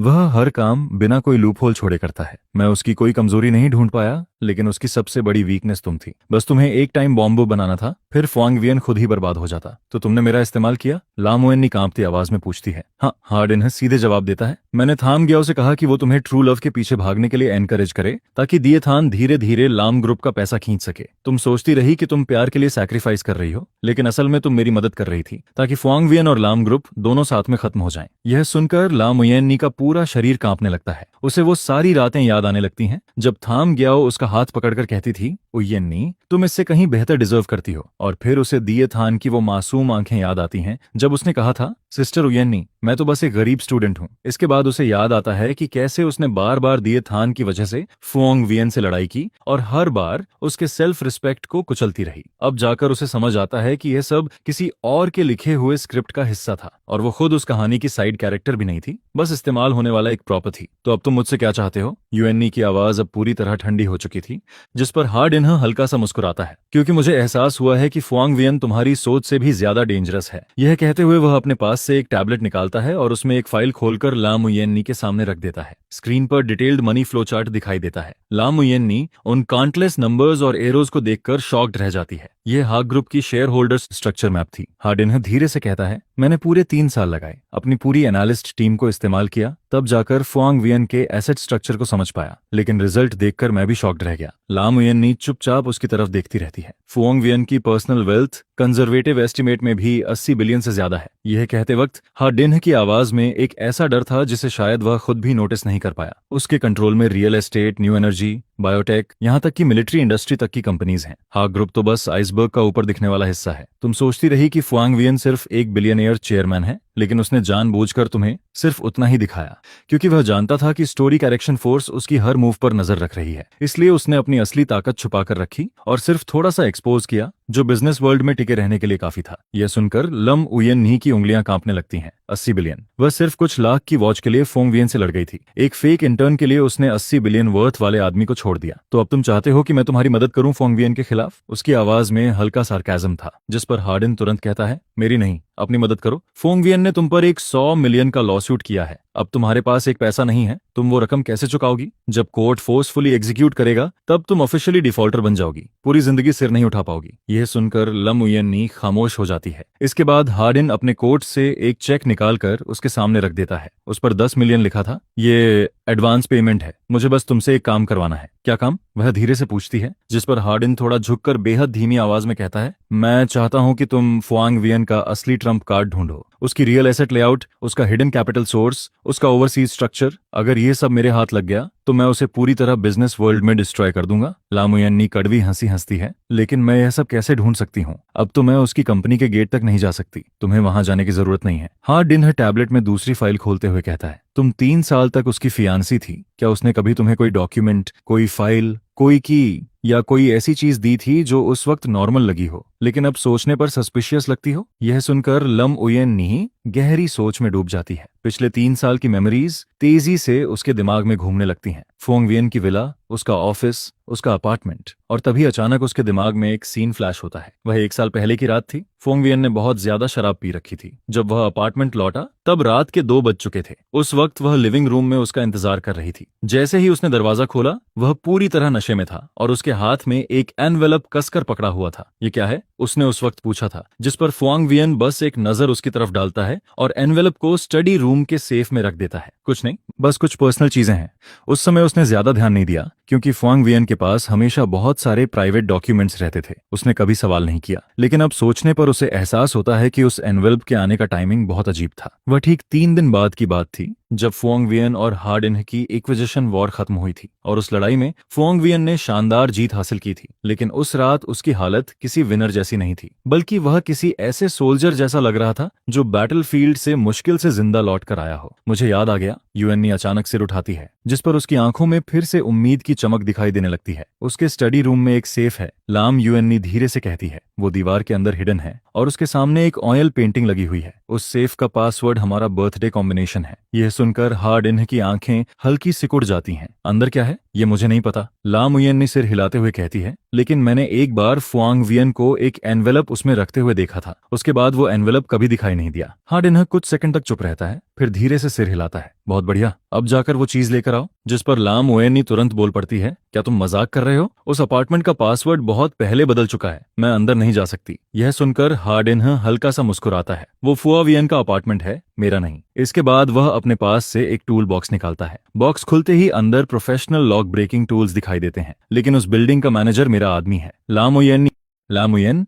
उन टूल्स को देखकर घबरा जाती है। उसका हार्ट बीट तेजी से बढ़ने लगता है। उसे एहसास हो जाता है कि वो क्या करने जा रही है। इल्लीगल ट्रेसपासिंग, बिजनेस सीक्रेट्स चोरी करना, इन दोनों क्राइम्स की पनिशमेंट बहुत बड़ी थी। लेकिन अब उसके पास कोई दूसरा रास्ता नहीं बचा था, जिस पर वह कांपते हाथों से वो टूल बॉक्स पकड़ लेती है। यह देखकर हार्डिनह के होंठों पर मुस्कान और गहरी हो जाती है। जानती हो ला मुयेन, तुम्हारे और फोंग वियन के बीच सबसे बड़ा फर्क इंटेलिजेंस नहीं है, बल्कि मोरल लिमिट है। उसके पास अभी भी कुछ बाउंड्रीज हैं, लेकिन तुम्हारे पास तो वो भी नहीं बची, बल्कि तुम्हारी लिमिट उससे भी नीचे है। इसलिए तुम जिंदगी भर उसे हरा नहीं पाओगी। ला मुयेन इस बार कोई जवाब नहीं देती, क्योंकि उसे पता था कि हार्डिनह सच कह रहा है। रात के 2 बज चुके थे। सिटी सेंटर के लग्जरी अपार्टमेंट एरिया में बारिश अभी अभी रुकी थी। हवा में गीली मिट्टी और कंक्रीट की स्मेल फैली हुई थी। ला मुयेन ने ब्लैक हुडी पहन रखी थी और उसका कैप इतना नीचे था कि आधा चेहरा छुप चुका था। वह हाथ में टूल बॉक्स लिए इमरजेंसी स्टेयरकेस से अंडरग्राउंड पार्किंग की तरफ बढ़ती है, जिस पर उसे याद आता है कि एलिवेटर के पास का सीसीटीवी 2 दिन पहले से खराब पड़ा है। यह भी हार्डिनह की अरेंजमेंट थी। इसके बाद वह एलिवेटर में कदम रखती है और 28वें फ्लोर दबा देती है। एलिवेटर के नंबर्स धीरे धीरे ऊपर बढ़ते जाते हैं और उसी के साथ उसका हार्ट बीट भी तेजी से बढ़ने लगता है, जैसे सीने से बाहर निकल जाएगा। टिंग, एलिवेटर डोर खुलता है। सामने पूरा हॉलवे खाली पड़ा था, चारों तरफ सन्नाटा था। लैम उयन गहरी सांस लेती है और रूम 2801 के सामने जाकर रुकती है। यही वो जगह थी जहां उसने और फुआंग वियन ने पूरे 3 साल साथ बिताए थे। डोर पर लगा स्मार्ट लॉक हल्की नीली रोशनी छोड़ रहा था। वह फिंगरप्रिंट ट्राई करती है, लेकिन तुरंत रेड लाइट ब्लिंक करने लगती है। Access denied. उसकी फिंगरप्रिंट्स बहुत पहले डिलीट की जा चुकी थीं, जिस पर वह धीरे से नीचे बैठती है और टूल बॉक्स खोल देती है। हार्डिनह ने जो इक्विपमेंट दिया था वो बेहद प्रोफेशनल था। एक इलेक्ट्रॉनिक जैमर जो स्मार्ट लॉक का सिग्नल टेम्परेरी ब्लॉक कर सकता था, और एक मैकेनिकल डिकोडर जो लॉक कोर का पासवर्ड रीड कर सकता था। करीब 3 मिनट बाद टक, लॉक खुलने की आवाज आती है। डोर धीरे से खुल जाता है। अंदर पूरा अपार्टमेंट अंधेरे में डूबा हुआ था। हवा में हल्की डस्ट की स्मेल थी, जिससे साफ पता चलता था कि यहाँ काफी समय से कोई नहीं आया। लम उयनी अपने फोन की फ्लैशलाइट ऑन करती है और धीरे धीरे अंदर कदम रखती है। लिविंग रूम अब भी पहले जैसा ही था। कॉर्नर में रखा पियानो वहीं मौजूद था, बस उसके ऊपर डस्ट की पतली लेयर जम चुकी थी। वो पियानो फोंग वियन ने उसके बर्थडे पर गिफ्ट किया था। उसकी कीमत 3 मिलियन युआन से ज्यादा थी, लेकिन अब वो भी कॉन्फिस्केटेड एसेट्स लिस्ट में शामिल हो चुका था। बस अभी तक उसे हटाया नहीं गया था। लेकिन इस वक्त ला मुयेन रुकती नहीं। वह सीधे स्टडी रूम की तरफ बढ़ जाती है। स्टडी रूम के बाहर वही ओनेल पेंटिंग टंगी हुई थी, मोनेट की वाटर लिली पेंटिंग की कॉपी। और जाहिर सी बात थी, अब वो फेक थी, क्योंकि फुआंग वियन को आर्टवर्क्स में कभी खास इंटरेस्ट नहीं था। यह पेंटिंग सिर्फ सेफ को हाइड करने के लिए लगाई गई थी, जिस पर ला मुयेन पेंटिंग को हटाती है और दीवार के अंदर लगा ब्लैक मेटल सेफ दिखाई देता है। सेफ पर फिंगरप्रिंट और पासवर्ड वेरिफिकेशन दोनों मौजूद थे। वह पहले फिंगरप्रिंट ट्राई करती है, लेकिन ऑब्वियस था एक्सेस पहले ही डिलीट हो चुका था। इसके बाद वह पासवर्ड डालने लगती है, 0214। उसका बर्थडे गलत, 0520। फुआंग वियन का बर्थडे फिर से गलत। लम उयनी कुछ पल के लिए फ्रीज हो जाती है। यह पासवर्ड नहीं है, वह बुदबुदाती है। इसके बाद वह दांत भींचकर बाकी कॉम्बिनेशंस ट्राई करने लगती है। उनकी एंगेजमेंट एनिवर्सरी, फोंग वियन की कंपनी फाउंडेशन डे, यहाँ तक कि डिएप थन का बर्थडे भी। लेकिन हर बार सिर्फ एरर आता है और तभी अचानक सेफ से तेज अलार्म बजने लगता है। Beep beep beep. ये सुनकर लाम युएनी डरकर पीछे हट जाती है। उसका दिल गले तक आ चुका था। वह तुरंत जैमर एक्टिवेट करके अलार्म सिग्नल ब्लॉक करने की कोशिश करती है। कुछ सेकंड बाद अलार्म बंद हो जाता है, लेकिन उसी दौरान उसकी नजर सेफ के नीचे रखी एक हिडन डॉक्यूमेंट फाइल पर पड़ती है, जो अलार्म वाइब्रेशन की वजह से हल्की बाहर खिसक गई थी। वह तुरंत उसे उठाकर खोलती है। पहला डॉक्यूमेंट देखकर उसकी सांसें रुक जाती हैं। यह एक ट्रस्ट एग्रीमेंट था और बेनिफिशियरी सेक्शन में उसका नाम लिखा हुआ था, लाम युएनी। ये देखकर उसकी आंखें कांपने लगती हैं। इसका मतलब था कि अगर वह फुआंग वियन से शादी कर लेती तो ऑटोमेटिकली इस मैसिव ट्रस्ट फंड की हेयर बन जाती। और यह एग्रीमेंट 1 साल पहले साइन हुआ था। उस वक्त दोनों अलग भी नहीं हुए थे। मतलब उस समय फुआंग वियन सच में उसके साथ पूरी जिंदगी बिताना चाहता था। ये सोचते ही लाम युएनी का गला भर आता है। उसकी आंखें जलने लगती हैं। इसके बाद वह बाकी डॉक्यूमेंट्स पलटती है। तीसरा पेपर एक हैंड राइटन लेटर था और वह हैंड राइटिंग वह तुरंत पहचान जाती है। यह फुआंग वियन की राइटिंग थी। लेटर बहुत छोटा था। हुएनी, अगर तुम ये लेटर पढ़ रही हो तो इसका मतलब है कि या तो मैं अब इस दुनिया में नहीं हूं या फिर हम पहले जैसे नहीं रहे। इस सेफ के अंदर जो कुछ भी है वो मेरी जिंदगी भर की कमाई है। मैं ये सब तुम्हें हमारी शादी वाले दिन बताना चाहता था, लेकिन मुझे लगा लिखकर छोड़ना ज्यादा बेहतर होगा। शेंशी चैरिटी फंड के शेयर्स हमारे फ्यूचर चाइल्ड के लिए हैं और ट्रस्ट फंड की बाकी प्रॉपर्टी तुम्हारे और बच्चे के लिए। अगर किसी दिन मैं तुम्हारे साथ ना रहूं तब भी तुम दोनों अच्छी जिंदगी जी सको। मुझे पता है तुम्हें पसंद नहीं कि मैं हर चीज कंट्रोल करूं, लेकिन मैं बस एक साधारण इंसान हूं और ऐसे लोग अपना प्यार सिर्फ प्रैक्टिकल तरीकों से ही दिखा पाते हैं। अगर किसी दिन तुम यह लेटर पढ़ो तो उम्मीद करता हूं कि वो हमारी शादी के बाद हो, किसी और वजह से नहीं। लेटर के नीचे राइट कॉर्नर पर एक सूखा हुआ इंक मार्क था, जैसे लिखने वाला आखिरी लाइन लिखने से पहले बहुत देर तक हेजिटेट करता रहा हो। यह पढ़ते पढ़ते आखिरकार ला मुयेन्नी खुद को रोक नहीं पाती। उसकी आंखों से आंसू चुपचाप गिरने लगते हैं और लेटर पर छोटे छोटे पानी के निशान छोड़ देते हैं, जिस पर उसके दिमाग में फोंग वियन के साथ बिताए सारे पल घूमने लगते हैं। उसे याद आता है कैसे वह हर रात ओवरटाइम करके देर से घर लौटता था, लेकिन फिर भी धीरे से बेडरूम में आता था ताकि उसकी नींद न टूटे और चुपचाप उसके ऊपर ब्लैंकेट डाल देता था। उसे याद आता है कि फोंग वियन खुद स्पाइसी फूड पसंद नहीं करता था, लेकिन फिर भी 3 साल तक उसके साथ सिचुआन फूड खाता रहा। उसे अपना बर्थडे याद आता है जब फोंग वियन ने खुद खाना बनाने की कोशिश की थी। टेस्ट बस ठीक ठाक था, लेकिन उसके चेहरे की खुशी किसी बच्चे जैसी थी। और फिर उसे वो सब भी याद आने लगता है जब उसने दिए थान की वजह से केक सीधे फोंग वियन के चेहरे पर फेंका था, जब उसने उसे कोल्ड ब्लडेड कैपिटलिस्ट कहा था, जब उसने उसके पैसों से दूसरे आदमी के लिए वॉच खरीदी थी, पार्टीज ऑर्गेनाइज की थी, जब उसकी माँ की छोड़ी हुई आखिरी यादगार चीज टूट गई थी और उस वक्त उसकी आंखों में जो टूटन थी। और आखिर में उसे फोंग वियन की वो बात याद आती है, देर से आया सच्चा प्यार सस्ते रिग्रेट से ज्यादा कुछ नहीं होता। यह सोचते ही लाम युएन्नी उस लेटर को कसकर पकड़ लेती है। उसका पूरा शरीर कांपने लगता है और उसी पल उसे एहसास होता है कि उसने सिर्फ एक फियांसी नहीं खोया, बल्कि उसने उस इंसान को खो दिया जो उसे सच में दिल से प्यार करता था। और जिस चीज को उसने अपने हाथों से बर्बाद किया था वो सिर्फ एक रिश्ता नहीं था, बल्कि उसकी जिंदगी की इकलौती खुशी थी जिसे वह कभी पा सकता था। तभी अचानक उसका फोन फिर से वाइब्रेट करने लगता है। हडिन का मैसेज था। मिल गया क्या? लम उयेन्नी स्क्रीन की तरफ देखती रहती है। उसकी उंगलियां कीबोर्ड के ऊपर रुकी रहती हैं, लेकिन मैसेज सेंड नहीं होता। अब उसे क्या करना चाहिए? अगर वह ये डॉक्यूमेंट्स हडिन को दे देती है तो फोंग वियन सब कुछ खो देगा और बदले में उसे 10 मिलियन मिलेंगे, शायद उससे भी ज्यादा। लेकिन उस लेटर में साफ लिखा था कि वो सारी प्रॉपर्टी उसकी फ्यूचर वाइफ और बच्चों के लिए थी और कभी उसके पास वो जगह पाने का मौका था, लेकिन अब वो मौका हमेशा के लिए खत्म हो चुका था। लाम उयेन्नी आंखें बंद करती है, गहरी सांस लेती है और फिर अपनी जिंदगी का शायद सबसे समझदारी भरा फैसला लेती है। सुबह के 4 बज चुके थे। लाम उयेन्नी अपार्टमेंट से बाहर निकलती है। उसके हाथ में वो क्राफ्ट पेपर एनवेलप कसकर पकड़ा हुआ था। उसका फोन लगातार वाइब्रेट कर रहा था। हडिन अब तक 7 कॉल्स कर चुका था, लेकिन उसने एक भी कॉल रिसीव नहीं की। इसके बाद वह एक टैक्सी रोकती है और सीधे एक एड्रेस बोलती है, हाग्रुप हेडक्वार्टर्स। सुबह के 4 बजे पूरी बिल्डिंग में बस कुछ ही लाइट्स जल रही थीं। सिक्योरिटी गार्ड उसे देखते ही भौहें सिकोड़ लेता है। वह उसे रोकने ही वाला था कि तभी लाम उयेन्नी बोल पड़ती है, मुझे फोंग वियन से मिलना है। गार्ड ठंडी आवाज में कहता है, प्रेसिडेंट फुआंग यहाँ नहीं है। जिस पर लाम उयेन्नी सीधे उसकी आंखों में देखते हुए कहती है, मुझे पता है वो यहीं है। उनकी कार अभी भी बेसमेंट पार्किंग के प्राइवेट स्पॉट में खड़ी है। नंबर प्लेट 8888 है और उनका प्राइवेट एलिवेटर सिर्फ 28वें फ्लोर के ऊपर एक्सेस करता है, लेकिन 28वें फ्लोर की लाइट 3 बजे से ऑन है। यह सुनकर गार्ड कुछ पल के लिए चुप हो जाता है। तभी उसके वॉक टॉक से आवाज आती है, उसे ऊपर आने दो। यह आवाज फुआंग वियन की थी। इसके बाद लाम युएन्नी को 28वें फ्लोर वाले सीईओ ऑफिस तक ले जाया जाता है। ऑफिस का दरवाजा पहले से खुला हुआ था। फुआंग वियन डेस्क के पीछे बैठा हुआ था। उसके सामने डॉक्यूमेंट्स का बड़ा ढेर पड़ा था। उसने डार्क ग्रे कैशमियर स्वेटर पहन रखा था। उसकी स्लीव्स कोहनी तक मुड़ी हुई थीं और उसके हाथ पर पुराना स्कार साफ दिखाई दे रहा था। यह वही चोट थी जो उसे 3 साल पहले लगी थी जब उसने लाम उयेन्नी को टूटे हुए ग्लास से बचाया था, जिस पर लम उयेन्नी उस स्कार को देखते ही इमोशनल हो जाती है। उसकी आंखें फिर से भरने लगती हैं। अंदर आओ, फुआंग वियन बिना सिर उठाए कहता है, और डोर बंद कर दो। लम उयेन्नी अंदर आती है, डोर बंद करती है और उसके डेस्क के सामने जाकर खड़ी हो जाती है। तो हाँ, जिन्होंने तुम्हें यहाँ कुछ लेने भेजा है? फुआंग वियन आखिरकार सिर उठाता है। उसकी आंखें शांत थीं, इतनी शांत जैसे किसी बिना लहर वाली झील का पानी। लाम युएन्नी शॉक्ड रह जाती है। तुम्हें पता था? जिस पर फुआंग वियन चेयर से टिकते हुए कहता है, तुम्हें लगता है हार्डिन ने बिल्डिंग मैनेजमेंट में जो आदमी लगाया था उसके बारे में मुझे पता नहीं होगा,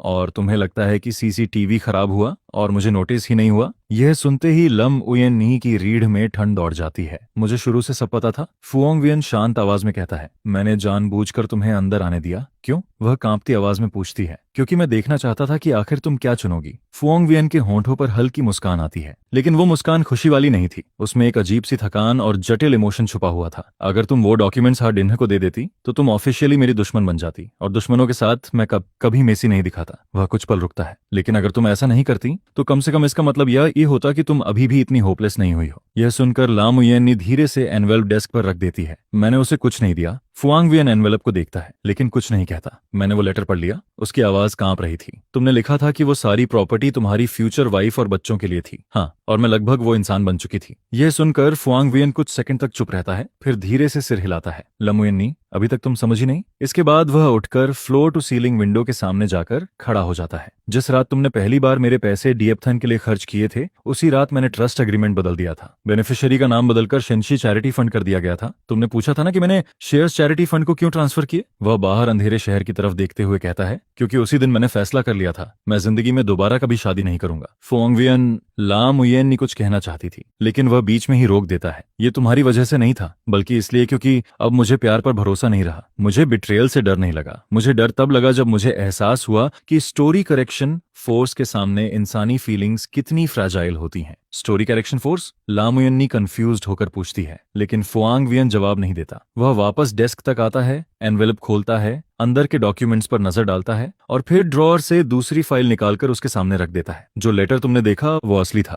मैंने सच में वो लिखा था, लेकिन सेफ में सिर्फ वही नहीं था। उसमें हार्ड इन्हा के लिए स्पेशली तैयार किया गया फेक शेयर एग्रीमेंट भी था। जो एग्रीमेंट तुम लेकर आई हो वो नकली है। यह सुनते ही लाम उयेनी नीचे डॉक्यूमेंट्स की तरफ देखती है। उस पर हिडन फेक वाटरमार्क साफ दिखाई दे रहा था। तो शुरू से तुम्हें पता था कि मैं क्या करूंगी? नहीं। फुआंग वियन वापस चेयर पर बैठता है। मैं बस गैम्बल कर रहा था। अगर तुम पूरा एनवेलप हार्ड इन्हा को दे देती तो वह वो लेटर भी पढ़ लेता। उस लेटर में कोई बिजनेस सीक्रेट नहीं था। उसमें सिर्फ वो बातें थीं जो मैं तुम्हें कहना चाहता था। अगर हार्ड इन्ह उसे पढ़ता भी तो मुझे कोई नुकसान नहीं होता, लेकिन तुम अपनी आखिरी चांस हमेशा के लिए खो देती। वह कुछ पल रुकता है। लेकिन तुमने ऐसा नहीं किया। तुम सिर्फ फेक एग्रीमेंट लेकर आई और लेटर वहीं छोड़ दिया। इसका मतलब है कि तुम्हारे अंदर अभी भी थोड़ा कॉन्शियंस बचा हुआ है। लमुयनी का मुंह खुलता है लेकिन उसके पास बोलने के लिए शब्द नहीं बचते। तभी फुआंग वियन डेस्क पर रखे एक ब्लैक डिवाइस की तरफ इशारा करता है। तुम्हारी और हार्ड इन्ह की पूरी बातचीत रिकॉर्ड हो चुकी है और तुम्हारे हाथ में जो टूल बॉक्स था उसमें ट्रैकर और बगिंग डिवाइस भी लगा हुआ था। यह सुनकर लाम उयेनी की आंखें कांपने लगती हैं। तुमने मेरा इस्तेमाल किया? जिस पर फुआंग वियन बिना किसी गिल्ट के जवाब देता है, ठीक वैसे ही जैसे हार्ड इन्ह ने किया। यह सुनते ही लाम उयेनी के पैरों से ताकत निकल जाती है। वह सीधे चेयर पर गिर पड़ती है और उसी पल उसे एहसास होता है कि अपनी 26 साल की जिंदगी में शायद आज तक वह कभी सच में जागी ही नहीं थी। वह सोचती रही कि वो ट्रू लव के पीछे भाग रही है, लेकिन आखिर में किसी और की चेस पीस बन गई। वह सोचती रही कि वो फुआंग वियन से बदला ले रही है, लेकिन असल में वो पहले से सेट ट्रैप में फंस रही थी। वह सोचती रही कि आखिरकार उसने सही फैसला लिया है, लेकिन सच्चाई ये थी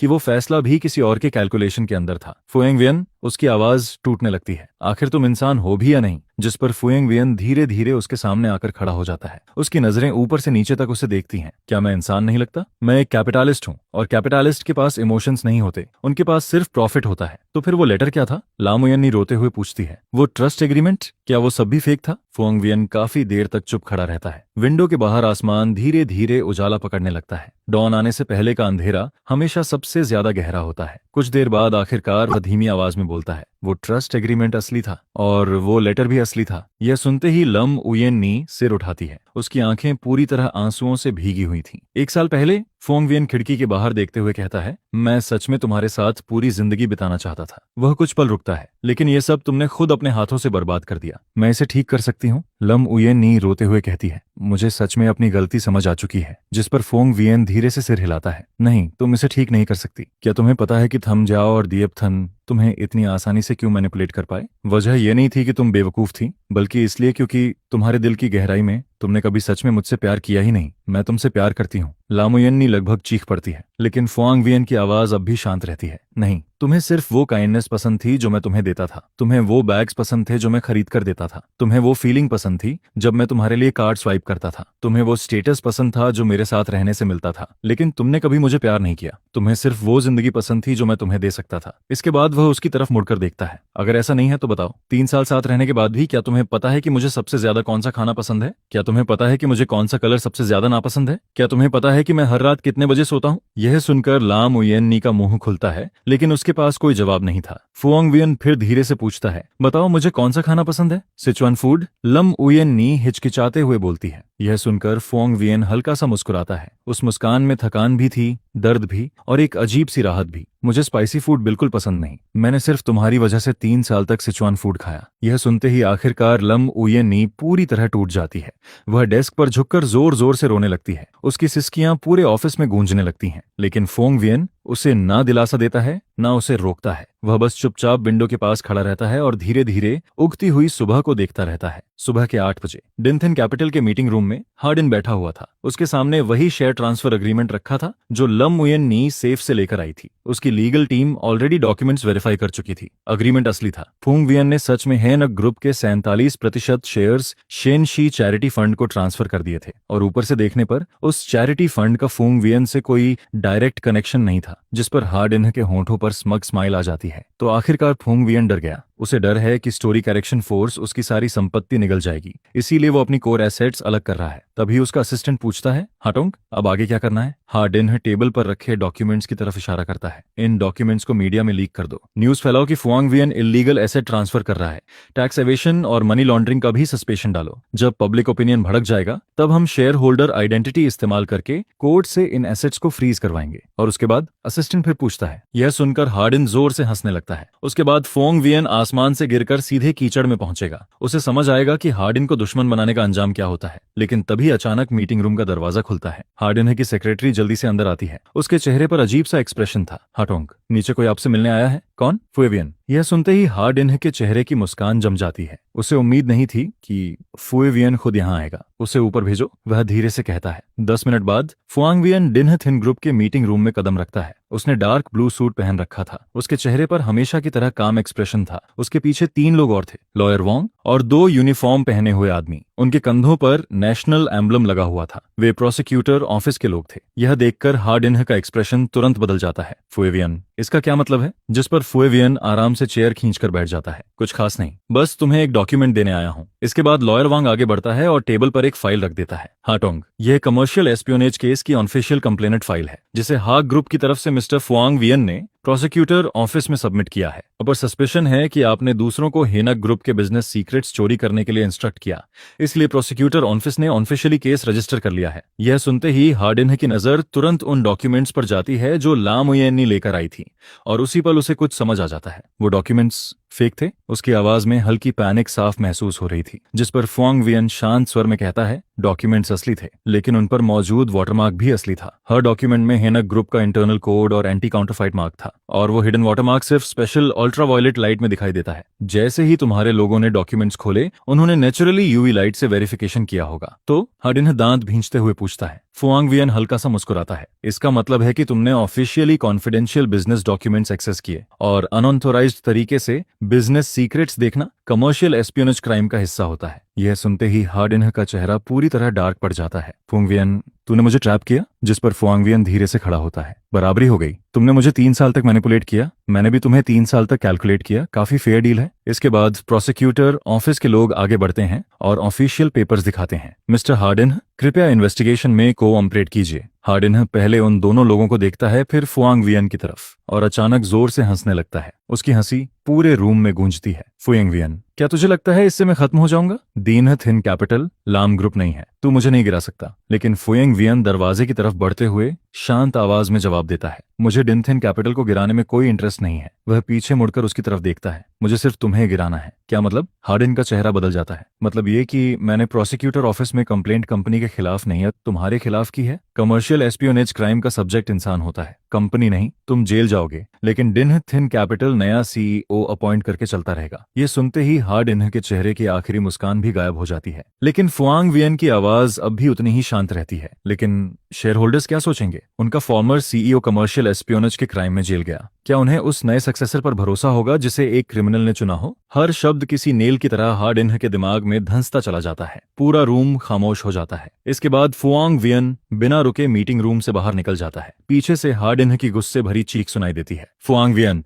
बाहर आने के बाद मैं तुझे नहीं छोड़ूंगा। लेकिन फुआंग वियन बिना पीछे देखे एलिवेटर में चला जाता है। एलिवेटर डोर बंद होने से पहले उसे सिर्फ इतना सुनाई देता है कि प्रोसिक्यूटर ऑफिस के लोग हार्डिन को लेकर जा रहे थे, और उसने एक बार भी पीछे मुड़कर नहीं देखा। 3 महीने बाद कोर्ट आखिरकार लामुयन्नी के डिफेमेशन केस का फैसला सुनाता है। जजमेंट के मुताबिक लामुयन्नी को 30 दिनों के अंदर रेपुटेशन डैमेज और इकोनॉमिक लॉस का पूरा कंपेंसेशन पे करना होगा। कोर्ट के फैसले के मुताबिक लामुयन्नी को कुल 100 मिलियन युआन फुओंग वियन को कंपेंसेशन के तौर पर देने होते हैं, लेकिन लामुयन्नी अपील तक नहीं करती क्योंकि उसके पास लॉयर हायर करने के पैसे भी नहीं बचे थे। जिस दिन ऑफिशियल जजमेंट उसके पास पहुंचता है उस दिन वह स्लम एरिया के एक छोटे से किराए के कमरे में अकेली बैठी रहती है। उसके हाथ में वही रेड स्टैंप वाला कोर्ट ऑर्डर था और वह काफी देर तक उसे बस चुपचाप देखती रहती है। अब उसके पास ऐसा कुछ भी नहीं बचा था जिसे कोर्ट सीज कर सके। उसके सारे ब्रांडेड बैग्स, ज्वेलरी, क्लॉथ्स, सब कुछ पहले ही कोर्ट एनफोर्समेंट टीम जब्त कर चुकी थी। यहाँ तक कि जिस पुराने बेड शीट पर वह बैठी थी वो भी मकान मालिक की थी। अब इस वक्त उसके पास सिर्फ 2 चीजें बची थीं, एक बहुत बड़ा कर्ज और एक ऐसा अतीत जो अब जिंदगी में कभी वापस नहीं आ सकता था।